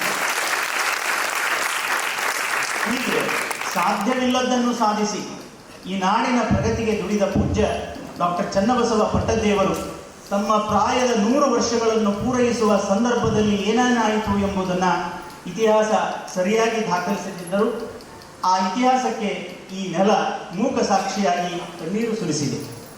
ಅಂತಹ ಪೂಜ್ಯರ ಅಂತಃಕರಣ, ಕಾರುಣ್ಯ, ವಿಶ್ವಾಸದ ಪ್ರತೀಕವಾಗಿ ಬಂದ ಡಾಕ್ಟರ್ ಬಸವಲಿಂಗ ಪಟ್ಟಾಧ್ಯಕ್ಷರು ಶ್ರೀಮಠದ ಜವಾಬ್ದಾರಿಗಳನ್ನು ಕೈಗೆ ತೆಗೆದುಕೊಂಡಾಗ ಅವರ ಬಳಿ ಇದ್ದುದೇನು? ಒಲೆಹತ್ತಿ ಉರಿದಡೆ ನಿಲ್ಲಬಹುದಲ್ಲದೆ ದರೆಹತ್ತಿ ಉರಿದಡೆ ನಿಲ್ಲಬಾರದು ಅಂತ ಸ್ಥಿತಿಯಲ್ಲವೇ? ಪ್ರಭುದೇವರು ಹೇಳುವಂತೆ ಕೆಂಡದ ಮಳೆ ಸುರಿಯುವಲ್ಲಿ ಉದಕವಾಗಿರಬೇಕು, ಜಲಪ್ರಳಯವಾದಲ್ಲಿ ವಾಯುವಿನಂತಿರಬೇಕು, ಮಹಾಪ್ರಳಯವಾದಲ್ಲಿ ಆಕಾಶದಂತಿರಬೇಕು, ಜಗತ್ಪ್ರಳಯವಾದಲ್ಲಿ ತನ್ನತಾ ಬಿಡಬೇಕು, ಗುಹೇಶ್ವರನೆಂಬ ಲಿಂಗ ತಾನಾಗಿ ಇರಬೇಕು. 63 ದಿನಗಳ ಕಾಲ ಮೌನ ವೃತ್ತ ತಾಳಿದ್ದು ಯಾಕೆ? ಜಗತ್ತಿನ ಸಂಪರ್ಕ ಕಳೆದುಕೊಂಡು ಆತ್ಮಾನುಸಂಧಾನ ಮಾಡಿದ್ದು ಯಾಕೆ? ಇಂಥ ಈ ಎಲ್ಲ ಪ್ರಶ್ನೆಗಳಿಗೆ 1992ರಲ್ಲಿ ಸ್ಥಾಪಿತವಾದ ಶ್ರೀ ಹಿರೇಮಠ ಸಂಸ್ಥಾನ ವಿದ್ಯಾಪೀಠ ಅಚ್ಚಬರಿಗೈಯಿಂದ 2 ಶಿಕ್ಷಕರು 40 ಜನ ವಿದ್ಯಾರ್ಥಿಗಳೊಟ್ಟಿಗೆ ಶ್ರೀ ಚನ್ನಬಸವೇಶ್ವರ ಗುರುಕುಲ ಹೀಗೆ ಇನ್ನೂ 50ಕ್ಕೂ ಹೆಚ್ಚು ಸಂಸ್ಥೆಗಳು ಇಂದು ಇಲ್ಲಿ ಮಾತನಾಡುತ್ತಿವೆ. ಶ್ರೀಮಠಕ್ಕೆ ಪೂಜ್ಯ ಶ್ರೀ ಬಸವಲಿಂಗ ಪಟ್ಟಾಧ್ಯಕ್ಷರಿಗೆ ಸಂಕಷ್ಟ ಬಂದ ಆ ದಿನಗಳಲ್ಲಿ ಅವರ ಹಿಂದೆ ಬಂಡೆಗಲ್ಲಿನಂತೆ ಗಟ್ಟಿಯಾಗಿ ನಿಂತವರು ನನ್ನ ಪೂಜ್ಯ ಗುರುಗಳಾದ ಪ್ರಾತಸ್ಮರಣೀಯರಾದ ಲಿಂಗೈಕ್ಯ ಡಾಕ್ಟರ್ ತೋಂಟದ ಸಿದ್ಧಲಿಂಗ ಮಹಾಸ್ವಾಮಿಗಳು. ಇಂದು ಅವರು ನನಗೆ ಈ ಸಂದರ್ಭದಲ್ಲಿ ನೆನಪಾಗುತ್ತಿದ್ದಾರೆ. ಪೂಜ್ಯ ಪಟ್ಟಾಧ್ಯಕ್ಷರನ್ನು ಕಾಣಲೆಂದೇ ಒಬ್ಬ ಮಹಿಳೆಯರು ಹೆಲಿಕಾಪ್ಟರ್ನಲ್ಲಿ ಬಾಲಕಿಗೆ ಬರುತ್ತಿದ್ದರು. ಇಂದು ಅವರ ಪರಿಸ್ಥಿತಿ ಏನಾಗಿದೆ? ಬೈದಡೆ ಬೈಗಳು ಕೈಯ ಮೇಲೆ, ಬೈದಡೆ ಬೈಗಳು ಕೈಯ ಮೇಲೆ ಎಂಬ ಬಸವಣ್ಣನವರ ಈ ಮಾತು ಅವರ ವಿಷಯದಲ್ಲಿ ಸುಳ್ಳಾಗಲಿಲ್ಲ. ಪೂಜ್ಯ ಡಾಕ್ಟರ್ ಬಸವಲಿಂಗ ಪಟ್ಟದೇವರು ಶಾರೀರಿಕವಾಗಿ ತುಂಬಾ ಸೂಕ್ಷ್ಮರಾಗಿದ್ದಾರೆ. ಬಾಲ್ಯದಿಂದಲೂ ಪ್ರಕೃತಿ ಅವರಿಗೆ ಅಂಥದೇ ಗುಣವನ್ನು ಕರುಣಿಸಿದೆ. ಜಪಾನಿನ ಚಿಂತಕನಾದಂಥ ಕೋಯಿಚಿ ತೋಹೆ ಹೇಳುತ್ತಾನೆ, ಶರೀರದ ಬಲಕ್ಕೆ ಮಿತಿ ಇದೆ, ಆದರೆ ಮನಸ್ಸಿನ ಬಲ ಅಪರಿಮಿತವಾದುದು. ಪೂಜ್ಯರ ಮನಸ್ಸಿನ ಬಲವು ಕೂಡ ಅಪರಿಮಿತವಾದುದು. ಅಲ್ಲಿಯ ಮತ್ತೊಬ್ಬ ಚಿಂತಕ ಸುತೋಮೋ ಓಶಿಮಾ ಹೇಳುತ್ತಾನೆ, ಗೆಲುವು ಸಾಧಿಸಬೇಕಾದರೆ ನಿನ್ನನ್ನು ನೀನೇ ಎದುರಾಳಿಯ ಚರ್ಮದೊಳಗೆ ಸೇರಿಸಿಕೊಳ್ಳಬೇಕು. ನಿನ್ನನ್ನು ನೀನೇ ಅರಿತುಕೊಂಡಿಲ್ಲವಾದರೆ ನೀನು 100ಕ್ಕೆ 100 ಸಲ ಸೋಲುತ್ತಿ. ನಿನ್ನನ್ನು ನೀನೇ ಅರಿತುಕೊಂಡರೆ 100ಕ್ಕೆ 50 ಸಲ ಗೆಲ್ಲುತ್ತಿ. ನೀನು ನಿನ್ನನ್ನು ಹಾಗೂ ಎದುರಾಳಿಯನ್ನು ಇಬ್ಬರನ್ನೂ ಅರಿತುಕೊಂಡರೆ 100ಕ್ಕೆ 100 ಸಲ ಗೆಲ್ಲುತ್ತಿ. ಪೂಜ್ಯರ ಬಾಳಿನ ರಹಸ್ಯ ಈ ಮಾತುಗಳಲ್ಲಿ ಇದೆ ಎಂದು ನಾನು ಭಾವಿಸುತ್ತೇನೆ. ಅಲ್ಲಿನ ಮತ್ತೊಬ್ಬ ಚಿಂತಕನಾದಂಥ ಲಾವೋ ಝೂ ಹೇಳುತ್ತಾನೆ, ಮೃದುತನವು ಬಿರುಸುತನದ ಮೇಲೆ ಜಯ ಸಾಧಿಸುತ್ತದೆ, ಬಲಹೀನತೆಯು ಬಲದ ಮೇಲೆ ಜಯ ಸಾಧಿಸುತ್ತದೆ. ಯಾವುದು ಮಣಿಸಬಹುದಾದದ್ದು ಅದು ಮಣಿಸಲಾರದಕ್ಕಿಂತ ಶ್ರೇಷ್ಠವಾದುದು. ಇದು ವಿದ್ಯಮಾನಗಳನ್ನು ಅವುಗಳ ಜೊತೆಗೆ ಹೋಗುವುದರ ಮೂಲಕ ನಿಯಂತ್ರಿಸುವ ತತ್ವ, ಹೊಂದಿಕೊಳ್ಳುವುದರ ಮೂಲಕ ಮೇಲುಗೈ ಸಾಧಿಸುವ ತತ್ವ. ಈ ಮಾತಿನಂತೆ ಪೂಜ್ಯರು ಅವರನ್ನು ಕಾಡಿದ ಬಲಿಷ್ಠರ ಮೇಲೆ ಇಂದು ಮೇಲುಗೈ ಸಾಧಿಸಿದ್ದಾರೆ. ಗೃಹಸ್ಥರ ಜೀವನದಲ್ಲಿ ಆಶೆ ಆಕಾಂಕ್ಷೆಗಳಂತೂ ಸರಿಯೇ, ಆದರೆ ಇಂಥ ವಿರಕ್ತರ ಜೀವನದಲ್ಲಿ ಅದೆಂಥ ಆಶೆ ಆಕಾಂಕ್ಷೆಗಳು. ವಿದ್ಯೆ ಕಲಿಯಲೆಂದು ಮಠಕ್ಕೆ ಬಂದರು. ಇವರ ಘನಮನವನ್ನು ಕಂಡ ಪೂಜ್ಯ ಚನ್ನಬಸವ ಪಟ್ಟಾಧ್ಯಕ್ಷರು ಮಠವನ್ನೇ ಇವರಿಗೆ ಒಪ್ಪಿಸಿದರು. ಈ ಆಮಂತ್ರಣ ಪತ್ರಿಕೆಯಲ್ಲಿ ಮುದ್ರಿಸಿದಂತೆ ಬಾಲ್ಕಿಯ ಮಠದ ಉತ್ತರಾಧಿಕಾರಿಯಾಗಿ ಬಂದಾಗ ಒಂದು ಸಣ್ಣ ಬಾತ್ರೂಮ್ ಕಟ್ಟಿಕೊಳ್ಳುವ ಆರ್ಥಿಕ ಚೈತನ್ಯವೂ ಮಠಕ್ಕೆ ಇರಲಿಲ್ಲ. ಇದ್ದುದು ಬರೀ ನೋವು, ಕಣ್ಣೀರು, ಅವಮಾನ, ಆರ್ಥಿಕ ದುಸ್ಥಿತಿ ಅಷ್ಟೇ. ಅವರ ಚರಿತ್ರೆಯಲ್ಲಿ ನನ್ನನ್ನು ದಿಕ್ಕುಗೆಡಿಸಿದ 2 ಸಂಗತಿಗಳೆಂದರೆ, ಒಂದು, 108 ವರ್ಷ ಈ ಮಠದ ಭಕ್ತರ ಸಮಾಜದ ಸೇವೆ ಮಾಡಿದ ಪೂಜ್ಯ ಚನ್ನಬಸವ ಪಟ್ಟದೇವರ ಗೌರವ ಗ್ರಂಥಕ್ಕೆ ಆಡಳಿತ ಮಂಡಳಿ ಹಣ ಕೊಡದಿದ್ದುದು. ಹಾಗೆಯೇ ಆ ಹಿರಿಯ ಜೀವ ಕಲಬುರಗಿಯ ಬಸವೇಶ್ವರ ದವಾಖಾನೆಯಲ್ಲಿ ಬಾಳಿನ ಅಂತಿಮ ಕ್ಷಣಗಳನ್ನು ಕಳೆಯುತ್ತಿರುವಾಗ ಅವರ ಔಷಧಿ ಮತ್ತು ಆಸ್ಪತ್ರೆಯ ಬಿಲ್ಲು ಕಟ್ಟಲು ಇವರ ಬಳಿ ಹಣ ಇರದಿದ್ದುದು. ಭಾರತೀಯ ಸಮಾಜದಲ್ಲಿ ಪ್ರಾಮಾಣಿಕವಾಗಿ ಸಮಾಜ ಸೇವೆ ಮಾಡಬಯಸುವವರು ಅನೇಕ ಸವಾಲುಗಳನ್ನು, ಸಂಕಟಗಳನ್ನು ಒಟ್ಟೊಟ್ಟಿಗೆ ಉಣ್ಣಬೇಕಾಗುತ್ತದೆ. ಪೂಜ್ಯರು ಅದೆಲ್ಲವನ್ನೂ ಉಂಡು ಸಮಾಧಾನದಿಂದಲೇ 50ಕ್ಕೂ ಹೆಚ್ಚು ಶಿಕ್ಷಣ ಸಂಸ್ಥೆಗಳನ್ನು ಕಟ್ಟಿ ಬೆಳೆಸಿ ಮುನ್ನಡೆಸುತ್ತಿದ್ದಾರೆ. ಪ್ರತಿ ವರ್ಷ 10,000 ಮಕ್ಕಳಿಗೆ ಈ ಸಂಸ್ಥೆಗಳಲ್ಲಿ ಸಂಸ್ಕಾರಯುತ ಶಿಕ್ಷಣ ದೊರೆಯುತ್ತಿರುವುದು ಈ ನಾಡಿನ ಭಾಗ್ಯವಾಗಿದೆ.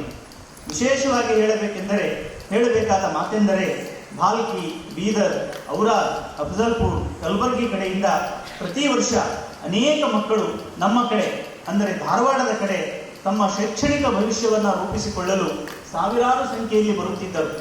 ಆದರೆ ಈಗ ಕಾಲ ಬದಲಾಗಿದೆ. ಹುಬ್ಬಳ್ಳಿ, ಧಾರವಾಡವನ್ನೂ ಒಳಗೊಂಡು ಉತ್ತರ ಕರ್ನಾಟಕದ ಅನೇಕ ನಗರ ಹಳ್ಳಿಗಳ ವಿದ್ಯಾರ್ಥಿಗಳಷ್ಟೇ ಅಲ್ಲ, ಮಹಾರಾಷ್ಟ್ರ, ತೆಲಂಗಾಣ, ಆಂಧ್ರ ಪ್ರದೇಶ ಮುಂತಾದ ಕಡೆಯಿಂದ ಸಾವಿರಾರು ಜನ ವಿದ್ಯಾರ್ಥಿಗಳು, ಪಾಲಕರು ಇವತ್ತು ಭಾಲ್ಕಿಯ ಶ್ರೀಮಠದ ಶ್ರೀ ಚನ್ನಬಸವೇಶ್ವರ ಗುರುಕುಲ ವಿಜ್ಞಾನ ವಸತಿ ಶಾಲೆಗಳಿಂದ ಭಾಗವಹಿಸುತ್ತಿದ್ದಾರೆ. ಶಿಕ್ಷಣವೇ ಅಪರೂಪವಾಗಿದ್ದ ಈ ಪ್ರದೇಶದಲ್ಲಿ ಗುಣಮಟ್ಟದ ಶಿಕ್ಷಣವಷ್ಟೇ ಅಲ್ಲ, ಆಧುನಿಕ ಕಾಲಕ್ಕೆ ತಕ್ಕ ಸ್ಪರ್ಧೆಯನ್ನು ಎದುರಿಸುವ ತರಬೇತಿಯೂ ದೊರೆಯುತ್ತಿರುವುದು ಶ್ರೀ ಹಿರೇಮಠ ಸಂಸ್ಥಾನ ವಿದ್ಯಾಪೀಠ ಟ್ರಸ್ಟ್ನ ಹೆಚ್ಚುಗಾರಿಕೆಯಾಗಿದೆ. ಇಲ್ಲಿ ತರಬೇತಿ ಪಡೆದ ಸುಮಾರು 2,000 ಜನ ವಿದ್ಯಾರ್ಥಿಗಳು ಇಂದು ವೈದ್ಯರಾಗಿದ್ದಾರೆ. 100 ಜನ ವಿದ್ಯಾರ್ಥಿಗಳು JEE ಪರೀಕ್ಷೆಯನ್ನು ಪಾಸು ಮಾಡುವ ಮೂಲಕ IIT, IIIT, ಏಮ್ಸ್ ಮುಂತಾದ ಉನ್ನತ ಶೈಕ್ಷಣಿಕ ಸಂಸ್ಥೆಗಳನ್ನು ಸೇರಿ ತಮ್ಮ ಕನಸಿನ ಉದ್ಯೋಗಗಳನ್ನು ಪಡೆದುಕೊಂಡಿದ್ದಾರೆ. ನನ್ನನ್ನು ವಿಶೇಷವಾಗಿ ಪ್ರಭಾವಿಸಿದ ಸಂಗತಿ ಎಂದರೆ ಪೂಜ್ಯರು ಶತಶತಮಾನಗಳಿಂದ ಅಕ್ಷರ ಪ್ರಪಂಚಕ್ಕೆ ಅಪರಿಚಿತರಾಗಿದ್ದ ಭಾಲ್ಕಿಯ ಹೊರವಲಯದಲ್ಲಿ ವಾಸವಾಗಿರುವ ದೊಂಬರ ಓಣಿಗೆ ಹೋಗಿ ಅಲ್ಲಿನ ಮಕ್ಕಳನ್ನು ಶಾಲೆ ಕಲಿಯಲು ಪ್ರೇರೇಪಿಸಿತು.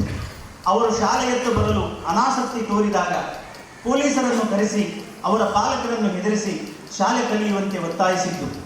ಆದ್ಯೂ ಅವರು ಶಾಲೆಗೆ ಬರೆದಿದ್ದಾಗ ಅವರ ಓಣಿಯಲ್ಲಿ ಒಬ್ಬ ಶಿಕ್ಷಕರನ್ನು ನೇಮಿಸಿ ಪೆಟ್ಟಿಗೆಯ ಶಾಲೆಯನ್ನು ಆರಂಭಿಸಿ ಅವರಿಗೆ ಶಿಕ್ಷಣ ಕೊಡಿಸಿದ್ದು ಇವತ್ತು ನಾವು ನಮ್ಮದೇ ಸಂವಿಧಾನದ ಅಡಿಯಲ್ಲಿ ಬದುಕುತ್ತಿದ್ದೇವೆ. ಆದರೆ ಈ ಸಂವಿಧಾನ ಈ ದೇಶದ ಅದೆಷ್ಟು ಬಡವರಿಗೆ, ಅಲೆಮಾರಿಗಳಿಗೆ, ನಿರ್ಗತಿಕರಿಗೆ ಅರ್ಥವಾಗಿದೆ, ತಲುಪಿದೆ ಎನ್ನುವುದನ್ನು ನಾವು ಯೋಚಿಸಬೇಕು. ವಿಶೇಷವಾಗಿ ಈ ಡೊಂಬರ ಓಣಿಯಲ್ಲಿ ಪೂಜ್ಯರು ಪ್ರಾರಂಭಿಸಿದ ಶಾಲೆಯ ಬಗ್ಗೆನೇ ಒಂದು ಚಲನಚಿತ್ರ ಮಾಡಬಹುದು. ಅಷ್ಟು ಅದ್ಭುತವಾದಂತಹ ಕಥೆ. ಈ ನಾಡಿನ ಇರವೇ ಅನಾಥ ಮಕ್ಕಳಿಗೆ, ಆರ್ಥಿಕ ದುರ್ಬಲರಿಗೆ, ವೃದ್ಧರಿಗೆ, ಬಾಳಿನಲ್ಲಿ ನೊಂದವರಿಗೆ ಭಾಲ್ಕಿಯ ಶ್ರೀಮಠ ಹಿರೇಮಠ ಸಂಸ್ಥಾನ ವಿದ್ಯಾಪೀಠ, ಶ್ರೀ ಚನ್ನಬಸವೇಶ್ವರ ವಸತಿಯುತ ಗುರುಕುಲ ಇಂದು ನೆಮ್ಮದಿಯ ಕೇಂದ್ರಗಳಾಗಿವೆ. ಪೂಜ್ಯರು ಸಮಾಜ ಸೇವೆ, ಶೈಕ್ಷಣಿಕ ಸೇವೆಗೆ ಮಾತ್ರ ತಮ್ಮ ಶಕ್ತಿ ಮತ್ತು ಸಮಯವನ್ನು ಮೀಸಲಾಗಿಸದೆ ಶ್ರೀಮಠದ ಮೂಲ ಧ್ಯೇಯವಾದ ಬಸವತತ್ವ ಪ್ರಸಾರದಲ್ಲಿಯೂ ಹಿಂದೆ ಬೀಳದೆ ಮಹಾರಾಷ್ಟ್ರ ಬಸವ ಪರಿಷತ್ತು, ತೆಲಂಗಾಣ ಬಸವ ಪರಿಷತ್ತು ಸ್ಥಾಪಿಸಿ ಕನ್ನಡದಲ್ಲಿ ಅಂತೆ ಮರಾಠಿ, ತೆಲುಗಿನಲ್ಲಿ ಶರಣ ಸಾಹಿತ್ಯವನ್ನು ಪ್ರಕಟಿಸಿ ಲಕ್ಷ ಸಂಖ್ಯೆಯಲ್ಲಿ ಪುಸ್ತಕಗಳನ್ನು ಮುದ್ರಿಸಿ ಶರಣ ಸಾಹಿತ್ಯ ಮನಗಳಿಗೆ ತಲುಪಿಸುವ ಬಸವ ದಿಂಡಿಯನ್ನು ಕೈಕೊಂಡು 2 ರಾಜ್ಯಗಳ ಊರೂರುಗಳನ್ನು ಅಲೆದ ಕಥೆ ಸಣ್ಣದಲ್ಲ. ಅಪ್ಪ ಬಸವಣ್ಣನವರು ಅಸಂಖ್ಯಾತ ಶರಣೆಯರೊಂದಿಗೆ ಅನುಸಂಧಾನಿಸಿದ ಅನುಭವ ಮಂಟಪವೆಂಬ ಕಮ್ಮಟದಲ್ಲಿ ಪ್ರಭುದೇವರೆಂಬ ಟಂಕಿಗನ ಟಂಕದಲ್ಲಿ ಟಂಕಿಸಿ ಅರಿವು, ಆಚಾರ, ಅನುಭವಗಳ ಪ್ರತೀಕವಾಗಿರುವ ಗುರು, ಲಿಂಗ, ಜಂಗಮವೆಂಬ ಈ ತ್ರಿವಿಧಗಳನ್ನು ಸಾಧಿಸಲು ಕಾಯಕ ದಾಸೋಹಗಳೆಂಬ ಉಭಯ ಸಾಧನಾ ಮಾರ್ಗವನ್ನು ನಿರ್ಮಿಸಿಕೊಟ್ಟಿದ್ದಾರೆ. ಈ ಸಾಧನಾ ಮಾರ್ಗದಲ್ಲಿ ಅಚಲ ನಿಷ್ಠೆಯನ್ನು ಇಟ್ಟು ಸಾಗುತ್ತಿರುವ ಮಠವೆಂದರೆ ಅದು ಭಾಲ್ಕಿಯ ಹಿರೇಮಠ ಸಂಸ್ಥಾನವೆಂಬಂತೆ ಹಿರಿಯ ಪೂಜ್ಯರ ಆಶಯದಂತೆ ಡಾಕ್ಟರ್ ಬಸವಲಿಂಗ ಪಟ್ಟಾಧ್ಯಕ್ಷರು ಈ ಮಠವನ್ನು ಇಂದು ರೂಪಿಸಿದ್ದಾರೆ. ಸಮಾಜದ ಹಿತಾಭಿವೃದ್ಧಿಗಾಗಿ ಈ ಪ್ರಾಯದಲ್ಲಿಯೂ ಅವರ ಕಣ್ಣುಗಳಲ್ಲಿ ಕನಸುಗಳಿವೆ. ನಿಸ್ವಾರ್ಥ ಸೇವಾಭಾವ ಅವರ ಜೀವನದಲ್ಲಿ ಉತ್ಕಟವಾಗಿಯೇ ಉಕ್ಕುತ್ತಲಿದೆ. ಯಾವ ಸತ್ತುಗದ್ದಲವಿರದೆ, ಅಬ್ಬರ ಬೊಬ್ಬೆಗಳನ್ನು ಮಾಡದೆ ತಣ್ಣಗೆ ಅವರು ಮಾಡಿದ ಅಸಂಖ್ಯ ಕಾರ್ಯಗಳು ಭಾಲ್ಕಿಯ ಶ್ರೀಮಠದ ಇತಿಹಾಸದಲ್ಲಿ ಅಜರಾಮರವಾಗಿ ಉಳಿಯುತ್ತವೆ. ಭಾಲ್ಕಿಯ ಶ್ರೀಮಠದ ಸೇವೆಯಲ್ಲಿ 108 ವರ್ಷಗಳ ಸೇವೆಗೈದ ಹಿರಿಯ ಪೂಜ್ಯರು ಎಲ್ಲರೂ ವೀರರು, ಎಲ್ಲರೂ ಧೀರರು, ಎಲ್ಲರೂ ಮಹಿಮರು, ಎಲ್ಲರೂ ಪ್ರಮಥರು. ಕಾಳಗದ ಮುಖದಲ್ಲಿ ಕಾಣಬಾರದು, ಓಡುವ ಮುಖದಲ್ಲಿ ಕಾಣಬಹುದು. ನಮ್ಮ ಕೂಡಲ ಸಂಗನ ಶರಣರು ಧೀರರು, ಉಳಿದವರೆಲ್ಲರೂ ಅಧೀರರು ಎನ್ನುವಂತೆ ಕೂಡಲ ಸಂಗನ ಶರಣರಾದ ಧೀರರಾದ ಪೂಜ್ಯ ಡಾಕ್ಟರ್ ಬಸವಲಿಂಗ ಪಟ್ಟದೇವರನ್ನು ಈ ಸಮಾಜಕ್ಕೆ ಕೊಟ್ಟರು. ಪೂಜ್ಯರು ಈ 5 ದಶಕಗಳ ಸೇವಾ ದೀಕ್ಷೆಯಲ್ಲಿ ಬಂದುದ ಕೈಕೊಳ್ಳಬಲ್ಲಡೆ ನೇಮ, ಇದ್ದುದ ವಂಚನೆಯ ಮಾಡದಿದ್ದಡೆ ನೇಮ, ನಡೆದು ತಪ್ಪದಿದ್ದಡೆ ಅದು ಮುನ್ನವೇ ನೇಮ, ನುಡಿದು ಹುಸಿಯದಿದ್ದಡೆ ಅದು ಮುನ್ನವೇ ನೇಮ, ನಮ್ಮ ಕೂಡಲ ಸಂಗನ ಶರಣರು ಬಂದಡೆ ಒಡೆಯರಿಗೆ ಒಡವೆಯನ್ನು ಒಪ್ಪಿಸುವುದೇ ನೇಮ ಎಂಬಂತೆ ಬಾಳಿ ಬದುಕಿ ಶ್ರೀಮಠದ ಸಮಸ್ತ ಪುಣ್ಯವನ್ನು ಶ್ರೀ ಗುರುಬಸವ ಪಟ್ಟಾಧ್ಯಕ್ಷರಿಗೆ ಒಪ್ಪಿಸಿದ್ದಾರೆ. ಪೂಜ್ಯ ಶ್ರೀ ಗುರುಬಸವ ಪಟ್ಟಾಧ್ಯಕ್ಷರು ಪೂಜ್ಯ ಡಾಕ್ಟರ್ ಬಸವಲಿಂಗ ಪಟ್ಟಾಧ್ಯಕ್ಷರನ್ನು ತಮ್ಮ ರೆಪ್ಪೆಯೊಳಗಿನ ಕಣ್ಣಿನಂತೆ, ಎದೆಯೊಳಗಿನ ಹೃದಯದಂತೆ, ಹೃದಯದೊಳಗಿನ ಸದ್ಭಾವದಂತೆ, ಜೀವದೊಳಗಿನ ಕಾರುಣ್ಯದಂತೆ ಕಾಪಾಡಿಕೊಂಡು ಬರುತ್ತಿದ್ದಾರೆ. ಗೃಹಸ್ಥರಾದ ನಮ್ಮ ಮನೆಗಳಲ್ಲಿ ಸಮರ್ಥರಾದ ಉತ್ತರಾಧಿಕಾರಿಗಳು ಹುಟ್ಟುವುದು ಎಷ್ಟು ಕಷ್ಟವೋ ಅಷ್ಟೇ ಕಷ್ಟ ಶ್ರೀಮಠಗಳ ಗುರು ಪರಂಪರೆಯನ್ನು ಸಮರ್ಥವಾಗಿ ಮುನ್ನಡೆಸಿಕೊಂಡು ಹೋಗುವ ಗುರುಗಳು ಸಿಕ್ಕುವುದು. ಆದರೆ ಭಾಲ್ಕಿಯ ಶ್ರೀ ಹಿರೇಮಠ ಸಂಸ್ಥಾನ ಈ ವಿಷಯದಲ್ಲಿ ಭಾಗ್ಯವಂತ ಮಠವಾಗಿದೆ. ಈ ಭಾಗ್ಯ ಸದ್ಭಾವದ ಅನಂತ ತೊರೆಗಳಿಂದ ಲಕ್ಷಾನುಲಕ್ಷ ಜೀವರಾಶಿಗಳನ್ನು ಪೊರೆಯುವಂತಹ ಭಾಗ್ಯವನ್ನು ಶ್ರೀಮಠಕ್ಕೆ ಬಸವಾದಿ ಶಿವಶರಣ ಶರಣೆಯರು ಕರುಣಿಸಲೆಂದು ಪ್ರಾರ್ಥಿಸುತ್ತಾ ಈ ಸಭೆಗೂ ಶ್ರೀಮಠದ ಸದ್ಭಕ್ತರಿಗೂ ಸಮಸ್ತ ಸೇವಾ ಸಿಬ್ಬಂದಿಗೂ ಎಲ್ಲರಿಗೂ ಶರಣು ಶರಣಾರ್ಥಿಗಳನ್ನು ಅರ್ಪಿಸುತ್ತೇನೆ.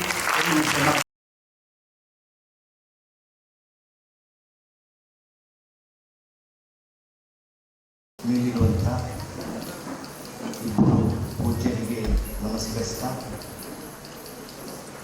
ಇಲ್ಲಿಯವರೆಗೆ ಅಕ್ಷರ ಸಂತ ಡಾಕ್ಟರ್ ಬಸವಲಿಂಗ ಪಟ್ಟದೇವರ ಶೈಕ್ಷಣಿಕ ಸಾಧನೆಗಳ ಬಗ್ಗೆ ಮಾತಾಡಿದಂಥ ಗೆಳೆಯರಾದ ಡಾಕ್ಟರ್ ಕಿರಣ್ ಗಾಜ್ನೂರ್ ಅವರೇ, ಡಾಕ್ಟರ್ ಶಶಿಧರ್ ತೋಡ್ಕರ್ ಅವರೇ ಮತ್ತು ಬಿಹಾರದ ಹರಿಪ್ರಸಾದ್ ಅವರೇ, ಗುರುಗಳಾದ ಡಾಕ್ಟರ್ ಸೋಮನಾಥ್ ಮುಚ್ಚ ಅವರೇ, ಸಹೋದರಿ ಸುನಿತಾ ಗಾಡ್ಗಿಯವರೇ, ಇನ್ನೊಬ್ಬ ಮಿತ್ರರಾದಂಥ ಡಾಕ್ಟರ್ ಗಾಂಧೀಜಿ ಮೋಡ್ಕೆರೆಯವರೇ, ಭೀಮಾಶಂಕರ್ ಅವರೇ ಮತ್ತು ಇಲ್ಲಿ ಸೇರಿರುವಂಥ ಎಲ್ಲ ಹಿರಿಯರೇ ಮತ್ತು ಸಹೃದಯರೇ, ಈಗಾಗಲೇ ಕಿರಣ್ ಅವರು ಮತ್ತು ಶಶಿಧರ್ ಅವರು ಇಲ್ಲಿನ ಶೈಕ್ಷಣಿಕ ಪರಿಸರದ ಅನೇಕ ಮುಖಗಳನ್ನು ತಮ್ಮೆದುರು ಬಿಚ್ಚಿಟ್ಟಿದ್ದಾರೆ. ಭಾಳ ಸೂಕ್ಷ್ಮವಾಗಿ ಮತ್ತು ಬಹಳ ಮುನ್ನೋಟದ ಒಂದು ದೃಷ್ಟಿಕೋನದಿಂದ ಅವರು ಈ ಸಂಗತಿಗಳನ್ನು ಪರಿಚಯಿಸಿದ್ದಾರೆ. ನನಗೆ ಇಲ್ಲಿನ ಶೈಕ್ಷಣಿಕ ಪರಿಸರವನ್ನು ಇಟ್ಕೊಂಡು ಕೆಲವು ಬೇರೆ ವಿಷಯಗಳನ್ನು ತಮ್ಮ ಜೊತೆ ಹಂಚಿಕೊಳ್ಬೇಕು ಅಂತೇಳಿ ಅನ್ನಿಸ್ತಾ ಇತ್ತು. ಭಾರತದಲ್ಲಿ ಈ 20 ಮತ್ತು 21ನೇ ಶತಮಾನ ಏನಿದೆ ಅದು ವಿದ್ಯೆಯ ಪ್ರಸರಣದ ಶತಮಾನಗಳು. ಬಹುಶಃ 20 ಮತ್ತು 21ನೇ ಶತಮಾನದ ಹಿಂದೆ ಇಷ್ಟು ದೊಡ್ಡ ಪ್ರಮಾಣದಲ್ಲಿ ವಿದ್ಯೆಯನ್ನು ಪ್ರಸಾರ ಮಾಡುವಂಥ ಕನಸುಗಳು ಇರಲಿಲ್ಲ. ಅವೆಲ್ಲೋ ಅಗ್ರಹಾರಕ್ಕೋ, ಬಸದಿಗೋ, ಸಣ್ಣ ಪುಟ್ಟ ಮಠಗಳಿಗೋ, ಕೆಲವೇ ಸೀಮಿತವಾದಂಥ ಕ್ಷೇತ್ರಗಳಿಗೆ ವಿದ್ಯೆ ಮತ್ತು ಜ್ಞಾನದ ಅರ್ಜನೆ ಅನ್ನುವಂಥದ್ದು ಅದು ಬಂಧಿಸಲ್ಪಟ್ಟಿದೆ. ಆದರೆ ಕಳೆದ 2 ಶತಮಾನಗಳಲ್ಲಿ ಭಾಳ ದೊಡ್ಡ ಪ್ರಮಾಣದಲ್ಲಿ ವಿದ್ಯೆಯನ್ನು ಭಾರತದ ಒಳಗೆ ಹರಡಲಿಕ್ಕೆ ಪ್ರಯತ್ನ ಅನೇಕರು ಮಾಡಿದರು.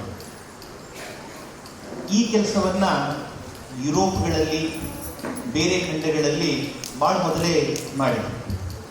ನೋಡಿ, ಅಲ್ಲಿ ನಿಮಗೆ 800 ವರ್ಷದ ಹಳೆಯ ವಿಶ್ವವಿದ್ಯಾಲಯ ಇವತ್ತಿಗೂ ಸಿಗ್ತದೆ. 1000 ವರ್ಷದ ಹಳೆಯ ವಿಶ್ವವಿದ್ಯಾಲಯ ಇವತ್ತಿಗೂ ಸಿಗ್ತದೆ. 600 ವರ್ಷದ ವಿಶ್ವವಿದ್ಯಾಲಯ ಇವತ್ತಿಗೂ ನಾವು ನೋಡ್ಬೋದು. ಆಕ್ಸ್ಫರ್ಡ್ ಯೂನಿವರ್ಸಿಟಿ, ಕೇಂಬ್ರಿಡ್ಜ್ ಯೂನಿವರ್ಸಿಟಿ, ಆಮೇಲೆ ಮಿಡ್ಲ್ ಈಸ್ಟಲ್ಲಿರುವಂಥ ಅನೇಕ ಯೂನಿವರ್ಸಿಟಿಗಳು, ಇಸ್ತಾಂಬುಲ್ದಲ್ಲಿರುವಂಥ ಯೂನಿವರ್ಸಿಟಿ, ಪ್ಯಾರಿಸ್ ಯೂನಿವರ್ಸಿಟಿ, ಅವೆಲ್ಲ 800, 1000, 600 ವರ್ಷದ ಹಳೆಯದು. ಆದರೆ ಭಾರತದಲ್ಲಿ ನಮಗೆ 200 ವರ್ಷದ ಹಳೆಯ ಒಂದೇ ಒಂದು ವಿಶ್ವವಿದ್ಯಾಲಯ ಸಿಗೋದು. ಅಂದರೆ ಇದರ ಅರ್ಥ ಅದು ಇರಲಿಲ್ಲ ಅಂತಲ್ಲ, ಆದರೆ ಅದನ್ನು ಸಮರ್ಥವಾಗಿ ನಾವು ಮುಂದುವರಿಸ್ಕೊಂಡು ಬರಲಿಕ್ಕೆ ಆಗಿಲ್ಲ. ಅದಕ್ಕೆ ಅನೇಕ ಕಾರಣಗಳಿದ್ದವು, ಬೇರೆ ಬೇರೆ ಕಾರಣಗಳು. ನಮ್ಮಲ್ಲಿ ಈಗ ಅತ್ಯಂತ ಹಳೆಯ ವಿಶ್ವವಿದ್ಯಾಲಯವಾಗಿ ಮುಂದೆ ನಮ್ಮ ಕಣ್ಣೆದುರು ಇರುವಂಥ ವಿಶ್ವವಿದ್ಯಾಲಯಗಳಂದರೆ ಒಂದು ಕೋಲ್ಕತ್ತಾ ವಿಶ್ವವಿದ್ಯಾಲಯ, ಬಾಂಬೆ ವಿಶ್ವವಿದ್ಯಾಲಯ, ಮದ್ರಾಸ್ ವಿಶ್ವವಿದ್ಯಾಲಯ 1857ರಲ್ಲಿ ಅವು ಶುರುವಾಗಿ ಇವತ್ತಿಗೂ ನಡ್ಕೊಂಡು ಬಂದಿದ್ದಾರೆ. ನಾನು ಯಾಕೆ ಈ ಪ್ರಸಂಗವನ್ನು ನಿಮಗೆ ಹೇಳ್ತಾ ಇದ್ದೀನಿ ಅಂತಂದರೆ, ವಿದ್ಯೆ ಅಥವಾ ಶಿಕ್ಷಣ ಅನ್ನುವಂಥದ್ದು ನಮ್ಮ ಎಲ್ಲ ಸಮುದಾಯಗಳ ಜನರಿಗೆ ತಲುಪಿಸೋದು ಎಷ್ಟು ಕಷ್ಟದ ಕೆಲಸ ಆಗಿತ್ತು. ನಮ್ಮಲ್ಲಿ ಗ್ರಂಥಾಲಯಗಳನ್ನು ಸುಟ್ಟಿದ್ವಿ, ವಿಶ್ವವಿದ್ಯಾಲಯಗಳನ್ನು ಸುಟ್ಟಿದ್ವಿ, ಅನೇಕ ಶಿಕ್ಷಣ ಕೇಂದ್ರಗಳು ನಡೆಯಲಾರದ ಹಾಗೆ ಮಾಡುವಂಥ ವ್ಯವಸ್ಥೆ ಮಾಡಿದ್ವಿ.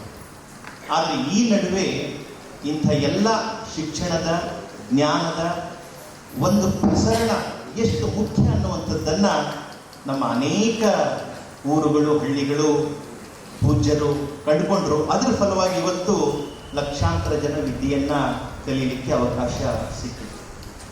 ಬಹುಶಃ ಭಾಲ್ಕಿ ಅಂತ ಒಂದು ಸಣ್ಣ ಊರು, ಇಲ್ಲಿನ ವಿದ್ಯಾರ್ಥಿಗಳು ಇಷ್ಟು ದೊಡ್ಡ ಶೈಕ್ಷಣಿಕ ಕನಸುಗಳು ಕಾಣ್ತಾರೆ ಅಂತಂದರೆ ಅದೊಂದು ಬಹಳ ದೊಡ್ಡ ಅಚ್ಚರಿ. ಯಾಕೆ ಅಂತಂದರೆ ನಾನು ಭಾರತದ ಯಾವುದೇ ಒಂದು ಮುಖ್ಯವಾದಂಥ ಶಿಕ್ಷಣ ಕೇಂದ್ರಕ್ಕೆ ಸೇರಿ ನಾನು ಜ್ಞಾನವನ್ನು ಗಳಿಸ್ಕೊಳ್ತೇನೆ ಅನ್ನುವಂಥ ಒಂದು ಆತ್ಮವಿಶ್ವಾಸವನ್ನು ಪೂಜ್ಯ ಬಸವಲಿಂಗ ಪಟ್ಟದೇವರು ತಮ್ಮ ಶಿಕ್ಷಣ ಕೇಂದ್ರದ ಮೂಲಕ ತಿಳಿಸಿದ್ದಾರೆ. ಯಾರು IIT ಸೇರ್ಬೇಕಂತಾರೆ, ಯಾರು ಏಮ್ಸ್ ಸೇರ್ಬೇಕಂತಾರೆ, ಯಾರು JNU ಸೇರ್ಬೇಕಂತಾರೆ, HCU ಸೇರ್ಬೇಕಂತಾರೆ. ಬಹಳ ದೊಡ್ಡ ದೊಡ್ಡ ಶೈಕ್ಷಣಿಕ ವಾತಾವರಣದಲ್ಲಿ ನಾನು ಸೇರಬಲ್ಲೆ, ನಾನು ಕಲಿಯಬಲ್ಲೆ ಅನ್ನುವಂಥ ಒಂದು ಆತ್ಮವಿಶ್ವಾಸ ಬೆಳೆಸೋದೇನಿದೆ ಅದು ಬಹಳ ಮುಖ್ಯವಾದಂಥ ಸಂಗತಿ. ನಾನು ಕೂಡ ಭಾಲ್ಕಿ ಊರಿನವನೇ, ಆದರೆ ನನಗೆ ಒಂದು IIT ಅನ್ನುವಂಥದ್ದು ಇತ್ತನ್ನೋದೇ ಗೊತ್ತಿರಲಿಲ್ಲ, ಏಮ್ಸ್ ಅನ್ನುವಂಥದ್ದು ಇರ್ತದನ್ನುವಂಥದ್ದೇ ಗೊತ್ತಿರಲಿಲ್ಲ. ಹುಮ್ನಾಬಾದ್ ದಾಟಿ ಗುಲ್ಬರ್ಗ ವಿಶ್ವವಿದ್ಯಾಲಯ ಸೇರೋದೇ ನಮ್ಮ ಬದುಕಿನ ಬಹಳ ದೊಡ್ಡ ಕನಸಾಗಿದೆ. ಆದರೆ ಇವತ್ತು ನೀವು ಯಾವುದೇ ಕಾಲನಿಗೆ ಹೋಗ್ರಿ, ಯಾವುದೇ ಹಳ್ಳಿಗೆ ಹೋಗ್ರಿ, ಅಲ್ಲಿನ ಮಕ್ಕಳು ಬಹಳ ದೊಡ್ಡ ದೊಡ್ಡ ಶಿಕ್ಷಣ ಸಂಸ್ಥೆಗಳನ್ನು ಸೇರುವ ಕನಸನ್ನು ಕಾಣ್ತಾರೆ. ಇದು ಈ ಭಾಗದ ಬಹಳ ದೊಡ್ಡ ಕನಸು ಮತ್ತು ಬಹಳ ದೊಡ್ಡ ಆತ್ಮವಿಶ್ವಾಸ. ಆಮೇಲೆ ಎರಡನೇದು, ನಾನು ಕರಡ್ಯಾಳ್ ಅಂತ ಒಂದು ಗ್ರಾಮದಲ್ಲಿ ಇದ್ದು, ಭಾಲ್ಕಿ ಅಂತ ಒಂದು ಊರಿನಲ್ಲಿ ಇದ್ದು, ಜಗತ್ತಿನ ಯಾವ ಜ್ಞಾನವನ್ನಾದರೂ ಮಾತ್ರ ನಾನು ಅರ್ಜಿಸಿಕೊಳ್ಳಬಲ್ಲೆ, ಜಗತ್ತಿನ ಯಾವ ತಿಳುವಳಿಕೆಯನ್ನಾದರೂ ಮಾತ್ರ ನಾನು ಕಲಿಯಬಲ್ಲೆ ಅನ್ನುವಂಥ ಒಂದು ಮನಸ್ಥಿತಿ ರೂಪಿಸೋದು ಕೂಡ ಬಹಳ ದೊಡ್ಡ ಸಂಗತಿ. ಹೀಗಾಗಿ ಕಿರಣ್ ಅವರು ಹೇಳಿದ ಹಾಗೆ, ನಮ್ಮ ಶಶಿಧರ್ ಅವರು ಹೇಳಿದ ಹಾಗೆ, ಮಕ್ಕಳನ್ನ ಶಿಕ್ಷಣದ ಹೊಸ ವಾತಾವರಣಕ್ಕೆ ಅವರನ್ನ ಅರ್ಹಗೊಳಿಸುವುದೇನಿದೆ, ಅವರನ್ನ ಸಜ್ಜಿತರನ್ನಾಗಿ ಮಾಡೋದೇನಿದೆ ಅಂಥ ಒಂದು ಕೆಲಸವನ್ನ ಇಲ್ಲಿನ ಶೈಕ್ಷಣಿಕ ವಾತಾವರಣ ಮಾಡ್ತಾ ಇದೆ ಅಂತ ಹೇಳಿ ನಾನು ಅಂದ್ಕೊಂಡಿದ್ದೆ. ಇದು ನನಗೆ ಮತ್ತೆ ಏನು ಅನೇಕರು ಕಂಡಂಥ ಅನೇಕ ಕನಸುಗಳನ್ನು ನೆನಪಿಸ್ತಾ ಇದೆ. ನಾವು ಯಾಕೆ ಮತ್ತೆ ಮತ್ತೆ ಕವಿರಾಜ ಮಾರ್ಗ ಕೃತಿಯನ್ನು ನೆನಪಿಸ್ಕೊಳ್ತೇವೆ ಅಂತಂದ್ರೆ, ಅದು ಮುಂದೆ ಕನ್ನಡವನ್ನು ಅನೇಕ ಶತಮಾನಗಳ ಕಾಲದವರೆಗೆ ಸಜ್ಜುಗೊಳಿಸ್ತದೆ.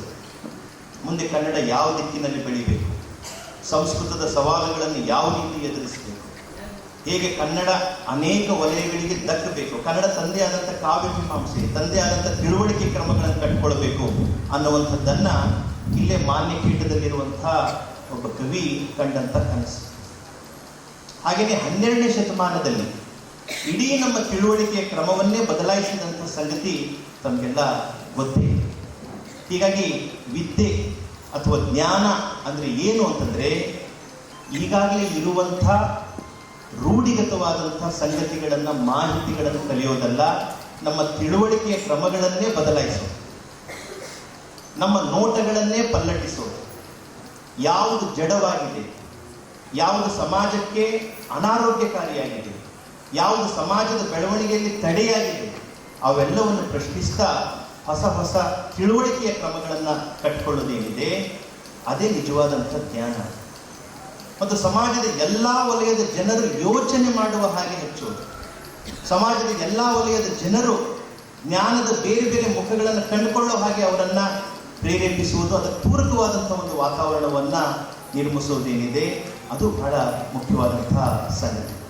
ಹೀಗಾಗಿ ಪೂಜ್ಯ ಬಸವಲಿಂಗ ಪಟ್ಟದೇವರು, ನಾನು ನೋಡಿದ ಹಾಗೆ ನಾವು ಚಿಕ್ಕವರಿದ್ದಾಗ ಒಂದು 3-4 ಕಡೆ ಶಾಲೆಗಳಿದ್ದು ಅಷ್ಟೇ. ಮೋರ್ಗಿಯಲ್ಲಿ, ಕಮಲ್ ನಗರದಲ್ಲಿ, ಸಂಗಮದಲ್ಲಿ, ಭಾಲ್ಕಿಯಲ್ಲಿ ಸಣ್ಣ ಸಣ್ಣ ಕಲ್ಲು ಮಂಟಪಗಳಲ್ಲಿ ಕೆಲವೇ ವಿದ್ಯಾರ್ಥಿಗಳಿದ್ದು ಶಿಕ್ಷಣವನ್ನು ಪಡಿತಾ ಇದ್ರು. ಯಾವುದನ್ನ ಪೂಜ್ಯ ಚನ್ನಬಸವ ಪಟ್ಟದೇವರು ಒಂದು ಶಿಕ್ಷಣದ ಬೀಜವನ್ನು ಹಾಕಿ ಒಂದು ಸಸಿಯಾಗಿ ಬೆಳೆಸಿದ್ರು, ಅದನ್ನು ಇವತ್ತು ಬಸವಲಿಂಗ ಪಟ್ಟದೇವರು ಒಂದು ಹೆಮ್ಮರವಾಗಿ ಬೆಳೆಸಿದ್ರು. ಕಿರಣ್ ಅವರು ಹೇಳ್ತಾ ಇದ್ರು, ಬೀದರ ಮೂಲಕ ಕರ್ನಾಟಕವನ್ನು ನೋಡೋದಂತೆ. ಒಂದು ಕಾಲಕ್ಕೆ ಒಂದು ಮಾತಿತ್ತು, ಎಲ್ಲ ರಸ್ತೆಗಳು ರೋಮ್ ಕಡೆಗೆ ಅಂತ, ಎಲ್ಲ ರಸ್ತೆಗಳು ಅಥೆನ್ಸ್ ಕಡೆಗೆ ಅಂತೇಳಿ, ಗ್ರೀಕ್ ಕಡೆಗೆ ಅಂತ. ಹೀಗೆ ಕರ್ನಾಟಕ, ಆಂಧ್ರ, ಮಹಾರಾಷ್ಟ್ರ ಅನೇಕ ಮಕ್ಕಳು, ತಂದೆ ತಾಯಿಗಳು ತಮ್ಮ ಮಕ್ಕಳನ್ನ ನಾವು ಭಾಲ್ಕಿಯ ಗುರುಕುಲಕ್ಕೆ ಕಳಿಸ್ಬೇಕು ಓದಲಿಕ್ಕೆ ಅನ್ನುವಂಥ ಒಂದು ಒತ್ತಾಯ ಅವರ ಮನಸ್ಸಿನೊಳಗೆ ನಿರ್ಮಾಣ ಆಗ್ತಾ ಇದೆ. ಅದಕ್ಕೆ ಇಲ್ಲಿ ಸಿಗ್ತಾ ಇರುವಂತಹ ಒಂದು ಗುಣಮಟ್ಟದ ಶಿಕ್ಷಣನೇ ಬಹಳ ಮುಖ್ಯವಾದಂತಹ ಕಾರಣ. ಆಮೇಲೆ ಒಂದು ಶಿಕ್ಷಣದ ದೊಡ್ಡ ದೊಡ್ಡ ಕಟ್ಟಡಗಳನ್ನು ಕಟ್ಟೋದು ಬಹಳ ಸುಲಭ, ಆದರೆ ಬಹಳ ಬೇಗ ಕರ್ನಾಟಕದಲ್ಲಿ ಇಂಥ ಕಟ್ಟಡಗಳು ವ್ಯಾಪಾರಿ ಕೇಂದ್ರಗಳಾಗಿ ಬದಲಾಗಿವೆ. ಆದರೆ ಒಂದು ಕಟ್ಟಡಗಳು ಮಕ್ಕಳನ್ನು ವೈಚಾರಿಕವನ್ನಾಗಿ, ಮಕ್ಕಳನ್ನು ಬಸವ ತತ್ವದ ತಿಳುವಳಿಕೆಯ ಕೇಂದ್ರವನ್ನಾಗಿ ಮತ್ತು ನಮ್ಮ ಸಮಾಜದ ಮುಖ್ಯ ಧಾರೆಯಲ್ಲಿ ಅವರು ಮಾಡಬೇಕಾದಂಥ ಕೆಲಸಗಳನ್ನು, ಹೊಣೆಗಾರಿಕೆಯನ್ನು, ಉತ್ತರದಾಯಿತ್ವವನ್ನು ನಿರ್ವಹಿಸಬೇಕಾದಂಥ ಒಂದು ತಿಳುವಳಿಕೆಯನ್ನು ಕೂಡ ರೂಪಿಸೋದಿದೆಯಲ್ಲ, ಇದು ಒಂದು ರೀತಿ ಮಕ್ಕಳ ಸಮಗ್ರ ವ್ಯಕ್ತಿತ್ವದ ನಿರ್ಮಾಣ. ಇದು ಯಾಕೆ ಅಂತಂದರೆ ನಮಗೆ ಪ್ರತಿಭಾವಂತರು, ಜಾಣರು ಬಹಳ ಸಿಗ್ತಾರೆ. ಆದರೆ ತಾವು ಕಲಿತ ಶಿಕ್ಷಣವನ್ನು ಹೊಣೆಗಾರಿಕೆಯಿಂದ ನಮ್ಮ ಸಮಾಜದ ಉತ್ತರದಾಯಿತ್ವವನ್ನು ಹೊತ್ತುಕೊಂಡು ಅದು ಸಮಾಜಕ್ಕೂ ಮತ್ತು ಶಿಕ್ಷಣಕ್ಕೂ ಇರುವಂಥ ಸಂಬಂಧವನ್ನು ನಿರ್ವಹಿಸುವವರು ಬಹಳ ಕಡಿಮೆ ಜನ ಸಿಗ್ತಾರೆ. ಹೀಗಾಗಿ ನಮ್ಮ ಶಿಕ್ಷಣದ ಒಂದು ನೋಟವನ್ನು ಬದಲಾಯಿಸಿದಂತಹ ಒಂದು ಕೊಡುಗೆ ಕೂಡ ಈ ಶಿಕ್ಷಣ ಕೇಂದ್ರಕ್ಕೆ ಸಲ್ತದೆ. ಆಮೇಲೆ ಅವರು ತಮ್ಮದೇ ಆದಂಥ ಒಂದು ಪಠ್ಯಕ್ರಮವನ್ನು ರೂಪಿಸಿದರು. ಮಕ್ಕಳು ನಮ್ಮ ರಾಜ್ಯ ಸರ್ಕಾರದ ಪಠ್ಯಕ್ರಮವನ್ನು ಓದಲಿ, ಕೇಂದ್ರ ಸರ್ಕಾರದ ಪಠ್ಯಕ್ರಮವನ್ನು ಓದಲಿ, ಅದರ ಜೊತೆಗೆ ಅವರು ನಮ್ಮ ಸ್ಥಳೀಯ ಜ್ಞಾನವನ್ನು ಮರಿಬಾರ್ದು, ನಮ್ಮ ಪರಂಪರೆಯ ಜ್ಞಾನವನ್ನು ಮರಿಬಾರ್ದು, ನಮ್ಮ ವೈಚಾರಿಕ ಧಾರೆಗಳನ್ನು ಮರಿಬಾರ್ದು ಅಂತ ಹೇಳಿ ಡಾಕ್ಟರ್ ವೀರಣ್ಣ ದಂಡೆಯವರಿಂದ, ಡಾಕ್ಟರ್ ಜಯಶ್ರೀ ದಂಡೆಯವರಿಂದ ಬಸವ ಪರಂಪರೆಯ ಬಗೆಗೆ, ವಚನ ಸಂಸ್ಕೃತಿಯ ಬಗೆಗೆ ಪ್ರತ್ಯೇಕ ಪಠ್ಯಗಳನ್ನು ಬರೆಸಿ ಮಕ್ಕಳಿಗೆ ಓದಿಸಿ. ನೋಡಿ, ಬಹುಶಃ ನೀವು ಕರ್ನಾಟಕದ ಯಾವ ಶೈಕ್ಷಣಿಕ ಕೇಂದ್ರದಲ್ಲೂ ಕೂಡ ಪರ್ಯಾಯ ಪಠ್ಯಗಳು ಮಕ್ಕಳಿಗೆ ಓದಿಸೋದಿಲ್ಲ. ಕೇವಲ ಸರ್ಕಾರ ನಿಗದಿಪಡಿಸಿದಂಥ ಪಠ್ಯಗಳು ಅಥವಾ ಶೈಕ್ಷಣಿಕ ಮಂಡಳಿ ನಿಗದಿಪಡಿಸಿದಂಥ ಪಠ್ಯಗಳನ್ನು ಓದಿಸ್ತಾರೆ. ಆದರೆ ಅಷ್ಟೇ ಪಠ್ಯಗಳು ಮಕ್ಕಳ ಬೆಳವಣಿಗೆಗೆ ಸಾಕಾಗೋದಿಲ್ಲ ಅನ್ನುವಂಥ ಕಾರಣಕ್ಕಾಗಿ ಕೆಲವು ಪರ್ಯಾಯ ಪಠ್ಯಗಳನ್ನು ಕೂಡ ಓದಿಸಿ ಮಕ್ಕಳ ತಿಳುವಳಿಕೆಯನ್ನು ವಿಸ್ತರಿಸುವಂಥ, ಮಕ್ಕಳ ಜ್ಞಾನವನ್ನು ಹೆಚ್ಚು ಮಾಡುವಂಥ ಕೆಲಸವನ್ನು ಪೂಜ್ಯ ಬಸವಲಿಂಗ ಪಟ್ಟದೇವರು ಮಾಡಿದರು. ಆಮೇಲೆ ಈ ಕನಸು ಹೇಗೆ ಒಂದು ಅಖಿಲ ಭಾರತ ಮಟ್ಟದ ಕನಸು ಅನ್ನುವಂಥದ್ದು ಕೂಡ ನನಗೆ ಕೆಲವು ಉದಾಹರಣೆಗಳ ಮೂಲಕ ಹೊಳಿತಾ ಇದೆ. ಇಂಥದ್ದೇ ಒಂದು ಪ್ರಯೋಗವನ್ನು ಬಹಳ ಹಿಂದೆ ರವೀಂದ್ರನಾಥ್ ಟ್ಯಾಗೋರ್ ಅವರು ಕೋಲ್ಕತ್ತಾದಿಂದ 160 ಕಿಲೋಮೀಟರ್ನ ಒಂದು ಸ್ಥಳದಲ್ಲಿ ಮಾಡಿದರು, ಶಾಂತಿನಿಕೇತನ್ ವಿಶ್ವವಿದ್ಯಾಲಯ. ನೀವೆಲ್ಲ ಕೇಳಿದ್ರಿ. ಅವರಲ್ಲಿ ತಮ್ಮ ಸುತ್ತಮುತ್ತ ಇರುವಂಥ ಹಳ್ಳಿಯ ವಿದ್ಯಾರ್ಥಿನಿಯರನ್ನು ಕರೆಸಿ ಅವರಲ್ಲಿ ಸಾಹಿತ್ಯದ ಬಗೆಗೆ, ನೃತ್ಯದ ಬಗೆಗೆ, ಸಂಗೀತದ ಬಗೆಗೆ, ಸಮಾಜ ವಿಜ್ಞಾನಗಳ ಬಗೆಗೆ, ಬರ್ತಾ ಬರ್ತಾ ವಿಜ್ಞಾನಗಳ ಬಗೆಗೆ ಆಸಕ್ತಿಯನ್ನು ಕೆರಳಿಸಿ ಇಡೀ ಜಗತ್ತಿನ ಒಂದು ಶ್ರೇಷ್ಠ ಶೈಕ್ಷಣಿಕ ಕೇಂದ್ರವನ್ನಾಗಿ ಮಾಡಿದರು ಶಾಂತಿನಿಕೇತನ್ ವಿಶ್ವವಿದ್ಯಾಲಯ. ಅಮರ್ತ್ಯ ಸೇನ್ ಅಲ್ಲೇ ಕಲ್ತಿದ್ರು, ಇಂದಿರಾ ಗಾಂಧಿ ಅಲ್ಲೇ ಕಲ್ತಿದ್ರು. ಬಹಳ ದೊಡ್ಡ ದೊಡ್ಡ ಜನ ಆ ಶಾಂತಿನಿಕೇತನ್ ವಿಶ್ವವಿದ್ಯಾಲಯದಲ್ಲಿ ಓದಿದ್ರು. ಹೀಗಾಗಿ ನಾವು ಅರ್ಥ ಮಾಡ್ಕೊಳ್ಬೇಕು ಆಗಿದ್ದು ಏನು ಅಂತಂದ್ರೆ, ಇದು ಯಾಕೆ ಈ ಶೈಕ್ಷಣಿಕ ಕೇಂದ್ರ ಮುಖ್ಯ ಅಂತಂದ್ರೆ, ಅಖಿಲ ಭಾರತ ಮಟ್ಟದ ಕನಸು ಕಾಣುವವರು, ಜಾಗತಿಕ ಮಟ್ಟದ ಕನಸು ಕಾಣುವ ಮಕ್ಕಳೇ ನಮ್ಮ ದೇಶದ ನಿಜವಾದ ಭವಿಷ್ಯ. ಯಾವ ಮಕ್ಕಳು ಮೂಲಭೂತವಾದದಲ್ಲಿ, ಯಾವ ಮಕ್ಕಳು ಜಾತಿ ವ್ಯವಸ್ಥೆಯ ಒಂದು ಕೆಸರಿನಲ್ಲಿ ಮುಳುಗಿರ್ತಾರೆಯೋ ನಿಜಕ್ಕೂ ಅವರು ಸಮಾಜಕ್ಕೆ ಭಾರ, ಮತ್ತು ಸಮಾಜ ಅವರನ್ನು ಬಹಳ ಅಪಾಯಕಾರಿಯಾಗಿ ಕಾಣುವಂಥ ಪ್ರಸಂಗಗಳು ಬರ್ತವೆ. ಹೀಗಾಗಿ ನಮ್ಮ ಮಕ್ಕಳು ಜಾಗತಿಕ ಮಟ್ಟದ ಕನಸನ್ನು ಕಾಣುವಂತಹ ಒಂದು ಪರಿಸರ ನಿರ್ಮಾಣ ಮಾಡುವುದು ನಮ್ಮೆಲ್ಲರ ಇರುವಂತಹ ಒಂದು ದೊಡ್ಡ ಸವಾಲು. ಅಂತಹ ಸವಾಲನ್ನು ಪೂಜ್ಯ ಬಸವಲಿಂಗ ಪಟ್ಟದೇವರು ಇಷ್ಟು ಸಮರ್ಥವಾಗಿ ಎದುರಿಸಿ ನಮ್ಮ ಕಣ್ಣೆದುರೇ ಅದನ್ನು ಸಾಕಾರ ಮಾಡಿ ತೋರಿಸಿದ್ದಾರೆ. ಈಗಾಗಲೇ ನನಗೆ ರವೀಂದ್ರನಾಥ್ ಟ್ಯಾಗೋರ್ ಅವರ ಆ ಸಂಸ್ಥೆ, ಈ ಶೈಕ್ಷಣಿಕ ಸಂಸ್ಥೆಯನ್ನು ಕಂಡಾಗ ನೆನಪಾಗ್ತಾ ಇದೆ. ಆಮೇಲೆ ನಮ್ಮೆಲ್ಲರಿಗೂ ಕೂಡ ಭ್ರಮೆ ಇದೆ, ಇಂಗ್ಲಿಷ್ನಲ್ಲಿ ಮಾತ್ರ ಶ್ರೇಷ್ಠ ಜ್ಞಾನ ಹುಟ್ಟುಕೊಳ್ತದೆ, ಬೇರೆ ಭಾಷೆಗಳಲ್ಲಿ ಅಲ್ಲ ಅಂತ. ಅದನ್ನು ಜಗತ್ತಿನ ಎಲ್ಲ ವಿಜ್ಞಾನಿಗಳು, ಎಲ್ಲ ಸಮಾಜ ವಿಜ್ಞಾನಿಗಳು, ಲೇಖಕರು ಸುಳ್ಳು ಮಾಡಿದ್ದಾರೆ. ಇವತ್ತು ನಾವು ಏನು ಟಾಲ್ಸ್ಟಾಯ್ರನ್ನು ಓದ್ತೀವಿ, ಟಾಲ್ಸ್ಟಾಯ್ ಬರೆದಿದ್ದು ರಷ್ಯನ್ ಭಾಷೆ, ಇಂಗ್ಲಿಷ್ ಭಾಷೆಯಲ್ಲ. ನಾವು ಗ್ಯಾಬ್ರಿಯಲ್ ಗಾರ್ಸಿಯಾ ಮಾರ್ಕ್ವಿಸ್ ಅನ್ನು ಓದ್ತೀವಿ, ಮಾರ್ಕ್ವಿಸ್ ಬರೆದಿದ್ದು ಸ್ಪ್ಯಾನಿಷ್ ಭಾಷೆ, ನೆರೋದಾ ಬರೆದಿದ್ದು ಸ್ಪ್ಯಾನಿಷ್ ಭಾಷೆಯಲ್ಲಿ, ಸಾರ್ತ್ರ ಮತ್ತು ಸಿಮೋನ್ ದ ಬರೆದಿದ್ದು ಫ್ರೆಂಚ್ ಭಾಷೆಯಲ್ಲಿ. ಜಗತ್ತಿನ ಬಹಳ ದೊಡ್ಡ ದೊಡ್ಡ ಜ್ಞಾನಗಳೆಲ್ಲ ಆಯಾ ಸ್ಥಳೀಯ ಭಾಷೆಗಳಲ್ಲಿನೇ ಸೃಷ್ಟಿಯಾಗಿದೆ. ಆಮೇಲೆ ಇವತ್ತಿಗೂ ಕೂಡ ಸಂಶೋಧನೆಯಲ್ಲಿ ಹೆಚ್ಚಿನ ಸಂಶೋಧನಾ ಲೇಖನಗಳು ರಚನೆಯಾಗೋದು ಚೈನೀಸ್ ಭಾಷೆಯಲ್ಲಿ, ಕೊರಿಯನ್ ಭಾಷೆಯಲ್ಲಿ, ಜಾಪನೀಸ್ ಭಾಷೆಯಲ್ಲಿ ಮತ್ತು ರಷ್ಯನ್ ಭಾಷೆಯಲ್ಲಿ. ಆದರೆ ಅವೆಲ್ಲವೂ ನಮಗೆ ಇಂಗ್ಲಿಷ್ ಮೂಲಕ ದಕ್ತಾ ಇರೋದ್ರಿಂದ ಬಹುಶಃ ನಾವು ಇವೆಲ್ಲ ಇಂಗ್ಲಿಷ್ನೊಳಗೆ ಸೃಷ್ಟಿಯಾಗಿದ್ದೇವೇನೋ ಅಂತ ತಿಳ್ಕೊಂಡಿದ್ದೇವೆ. ಹೀಗೆ ಕನ್ನಡವೂ ಕೂಡ ಜಗತ್ತಿನ ಯಾವುದೇ ವಿಷಯವನ್ನು ಕೂಡ ನಿರ್ವಹಿಸಬಲ್ಲದು ಅನ್ನುವಂಥ ವಿಶ್ವಾಸ ನಾವೇನಾದರೂ ಮಕ್ಕಳಲ್ಲಿ ತುಂಬಿದರೆ ಕನ್ನಡದಲ್ಲೂ ಕೂಡ ಬಹಳ ದೊಡ್ಡ ಸಂಶೋಧನೆಗಳು, ಬಹಳ ದೊಡ್ಡ ಬರಹಗಳು ನಡೆಯೋದರಲ್ಲಿ ಅನುಮಾನ ಇಲ್ಲ ಅಂತ ಹೇಳಿ ಅನ್ನಿಸ್ತದೆ. ಬಹುಶಃ ಅಂಥ ಒಂದು ವಾತಾವರಣ, ಅಂಥ ಒಂದು ಕನಸು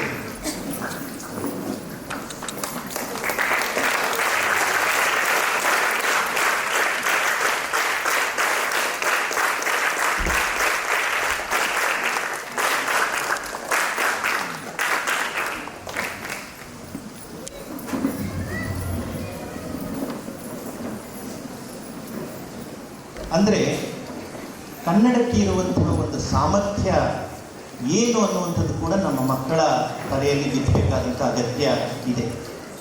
ಯಾಕಂದರೆ ಜಗತ್ತಿನ ಬಹಳ ಶ್ರೇಷ್ಠ ಸಂಶೋಧನೆಗಳು, ಜಗತ್ತಿನ ಬಹಳ ಶ್ರೇಷ್ಠವಾದಂಥ ಸಾಹಿತ್ಯಿಕ ಬರವಣಿಗೆಗಳು ಅವೆಲ್ಲ ನಡೀತಾ ಇರುವುದು ಆಯಾ ಸ್ಥಳೀಯ ಭಾಷೆಗಳಲ್ಲಿ. ಆದರೆ ಅವು ಇಂಗ್ಲಿಷ್ ಮೂಲಕ ನಮಗೆ ದಕ್ತಾ ಇರೋದ್ರಿಂದ ನಾವೇನು ತಿಳ್ಕೊಳ್ತಾ ಇದ್ದೀವಿ ಅಂತಂದರೆ ಇದೆಲ್ಲ ಬಹುಶಃ ಇಂಗ್ಲೀಷ್ನಲ್ಲಿನೇ ಸೃಷ್ಟಿಯಾಗ್ತಾ ಇದೆ ಅಂತ. ಅಲ್ಲ, ನೀವು ಪ್ರೊಫೆಸರ್ CNR ರಾವ್ ಅವರ ಒಂದು ಲೇಖನ ಓದಿದರೆ ಅವರು ಎಷ್ಟು ಪರ್ಸೆಂಟೇಜ್ ಸಂಶೋಧನಾತ್ಮಕ ಲೇಖನಗಳು ಯಾವ್ಯಾವ ಭಾಷೆಯಲ್ಲಿ ರಚನೆ ಆಗ್ತಾ ಇದ್ದಾವೆ ಅನ್ನುವಂಥದ್ದನ್ನು ಹೇಳ್ತಾ ಇದ್ದಾರೆ. ಕಳೆದ ವರ್ಷ ವಿಜ್ಞಾನದ ಸಂಶೋಧನೆಗೆ ದೊಡ್ಡ ಮಟ್ಟದ ಕೊಡುಗೆಯನ್ನು ಕೊಟ್ಟಂಥ ಭಾಷೆ ಯಾವುದು ಅಂತಂದರೆ ಕೊರಿಯನ್ ಭಾಷೆ. ಇಂಗ್ಲೀಷ್ಗಿಂತ ಹೆಚ್ಚಾಗಿ ಕೊರಿಯನ್ ಭಾಷೆ ಅವರು ತಮ್ಮ ತಿಳುವಳಿಕೆಯನ್ನು, ಸಂಶೋಧನೆಗಳನ್ನು ಅವರು ಕೊಟ್ಟಿದ್ದಾರೆ. ಹೀಗಾಗಿ ನಾವು ಕರ್ನಾಟಕದ ಮೂಲೆಯಲ್ಲಿ ನಿಂತಿರುವ ಒಂದು ಪ್ರದೇಶದ ಮಕ್ಕಳು ಬಹಳ ದೊಡ್ಡ ಕನಸುಗಳನ್ನು ಕಾಣುವ ಹಾಗಾದರೆ, ಬಹಳ ದೊಡ್ಡ ದೊಡ್ಡ ಶೈಕ್ಷಣಿಕ ಸಂಸ್ಥೆಗಳನ್ನು ಸೇರುವ ಹಾಗೆ ಆದರೆ, ಆ ಮೂಲಕ ಭಾರತಕ್ಕೆ, ಜಗತ್ತಿಗೆ ಹೊಸ ಹೊಸ ತಿಳುವಳಿಕೆ ಕ್ರಮಗಳನ್ನು ಕೊಡುವ ಹಾಗೆ ಆದರೆ ಅದು ಒಂದು ಬಹಳ ದೊಡ್ಡ ಕ್ರಾಂತಿ. ಅಂಥ ಕ್ರಾಂತಿಯ ಬಹಳ ಸಮರ್ಥವಾದಂಥ ಹೆಜ್ಜೆಗಳನ್ನು, ದಕ್ಷವಾದಂಥ ಹೆಜ್ಜೆಗಳನ್ನು ಪೂಜ್ಯ ಬಸವಲಿಂಗ ಪಟ್ಟದೇವರು ಇಲ್ಲಿ ಇಟ್ಟಿದ್ದಾರೆ.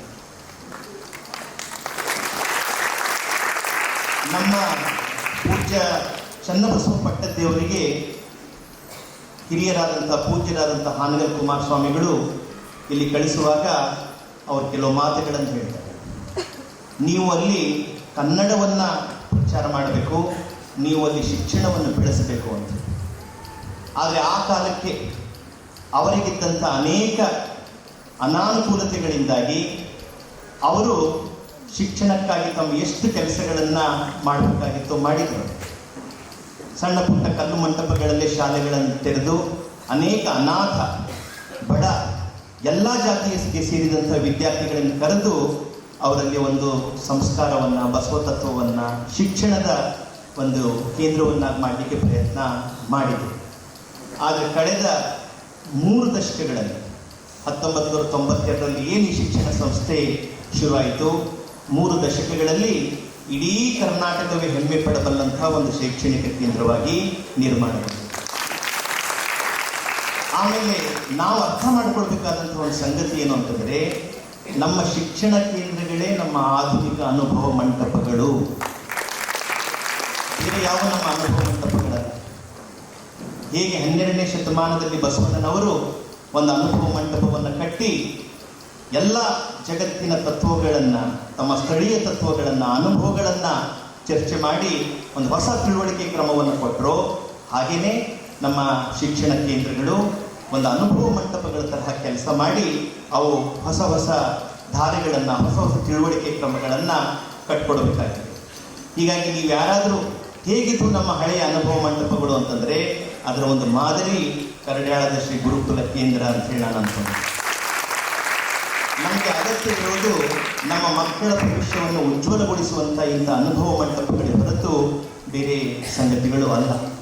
ಹೀಗಾಗಿ ನಮ್ಮ ಮಕ್ಕಳ ಭವಿಷ್ಯಕ್ಕೆ ಬೇಕಾದದ್ದು, ನಿಜವಾಗಿ ನಮ್ಮ ಮಕ್ಕಳ ತಿಳುವಳಿಕೆಯನ್ನು ವಿಸ್ತರಿಸುವಂಥದ್ದು, ನಮ್ಮ ಮಕ್ಕಳ ವ್ಯಕ್ತಿತ್ವವನ್ನು ವಿಕಾಸ ಮಾಡುವಂಥದ್ದು ಯಾವುದು ಅನ್ನುವಂಥದ್ದರ ಒಂದು ಖಚಿತ ಪ್ರಜ್ಞೆ ಪೂಜ್ಯರಿಗೆ ಇರೋದರಿಂದ ಇಷ್ಟೆಲ್ಲ ಕೆಲಸಗಳನ್ನು ಮಾಡಲಿಕ್ಕೆ ಸಾಧ್ಯ ಆಗಿದೆ.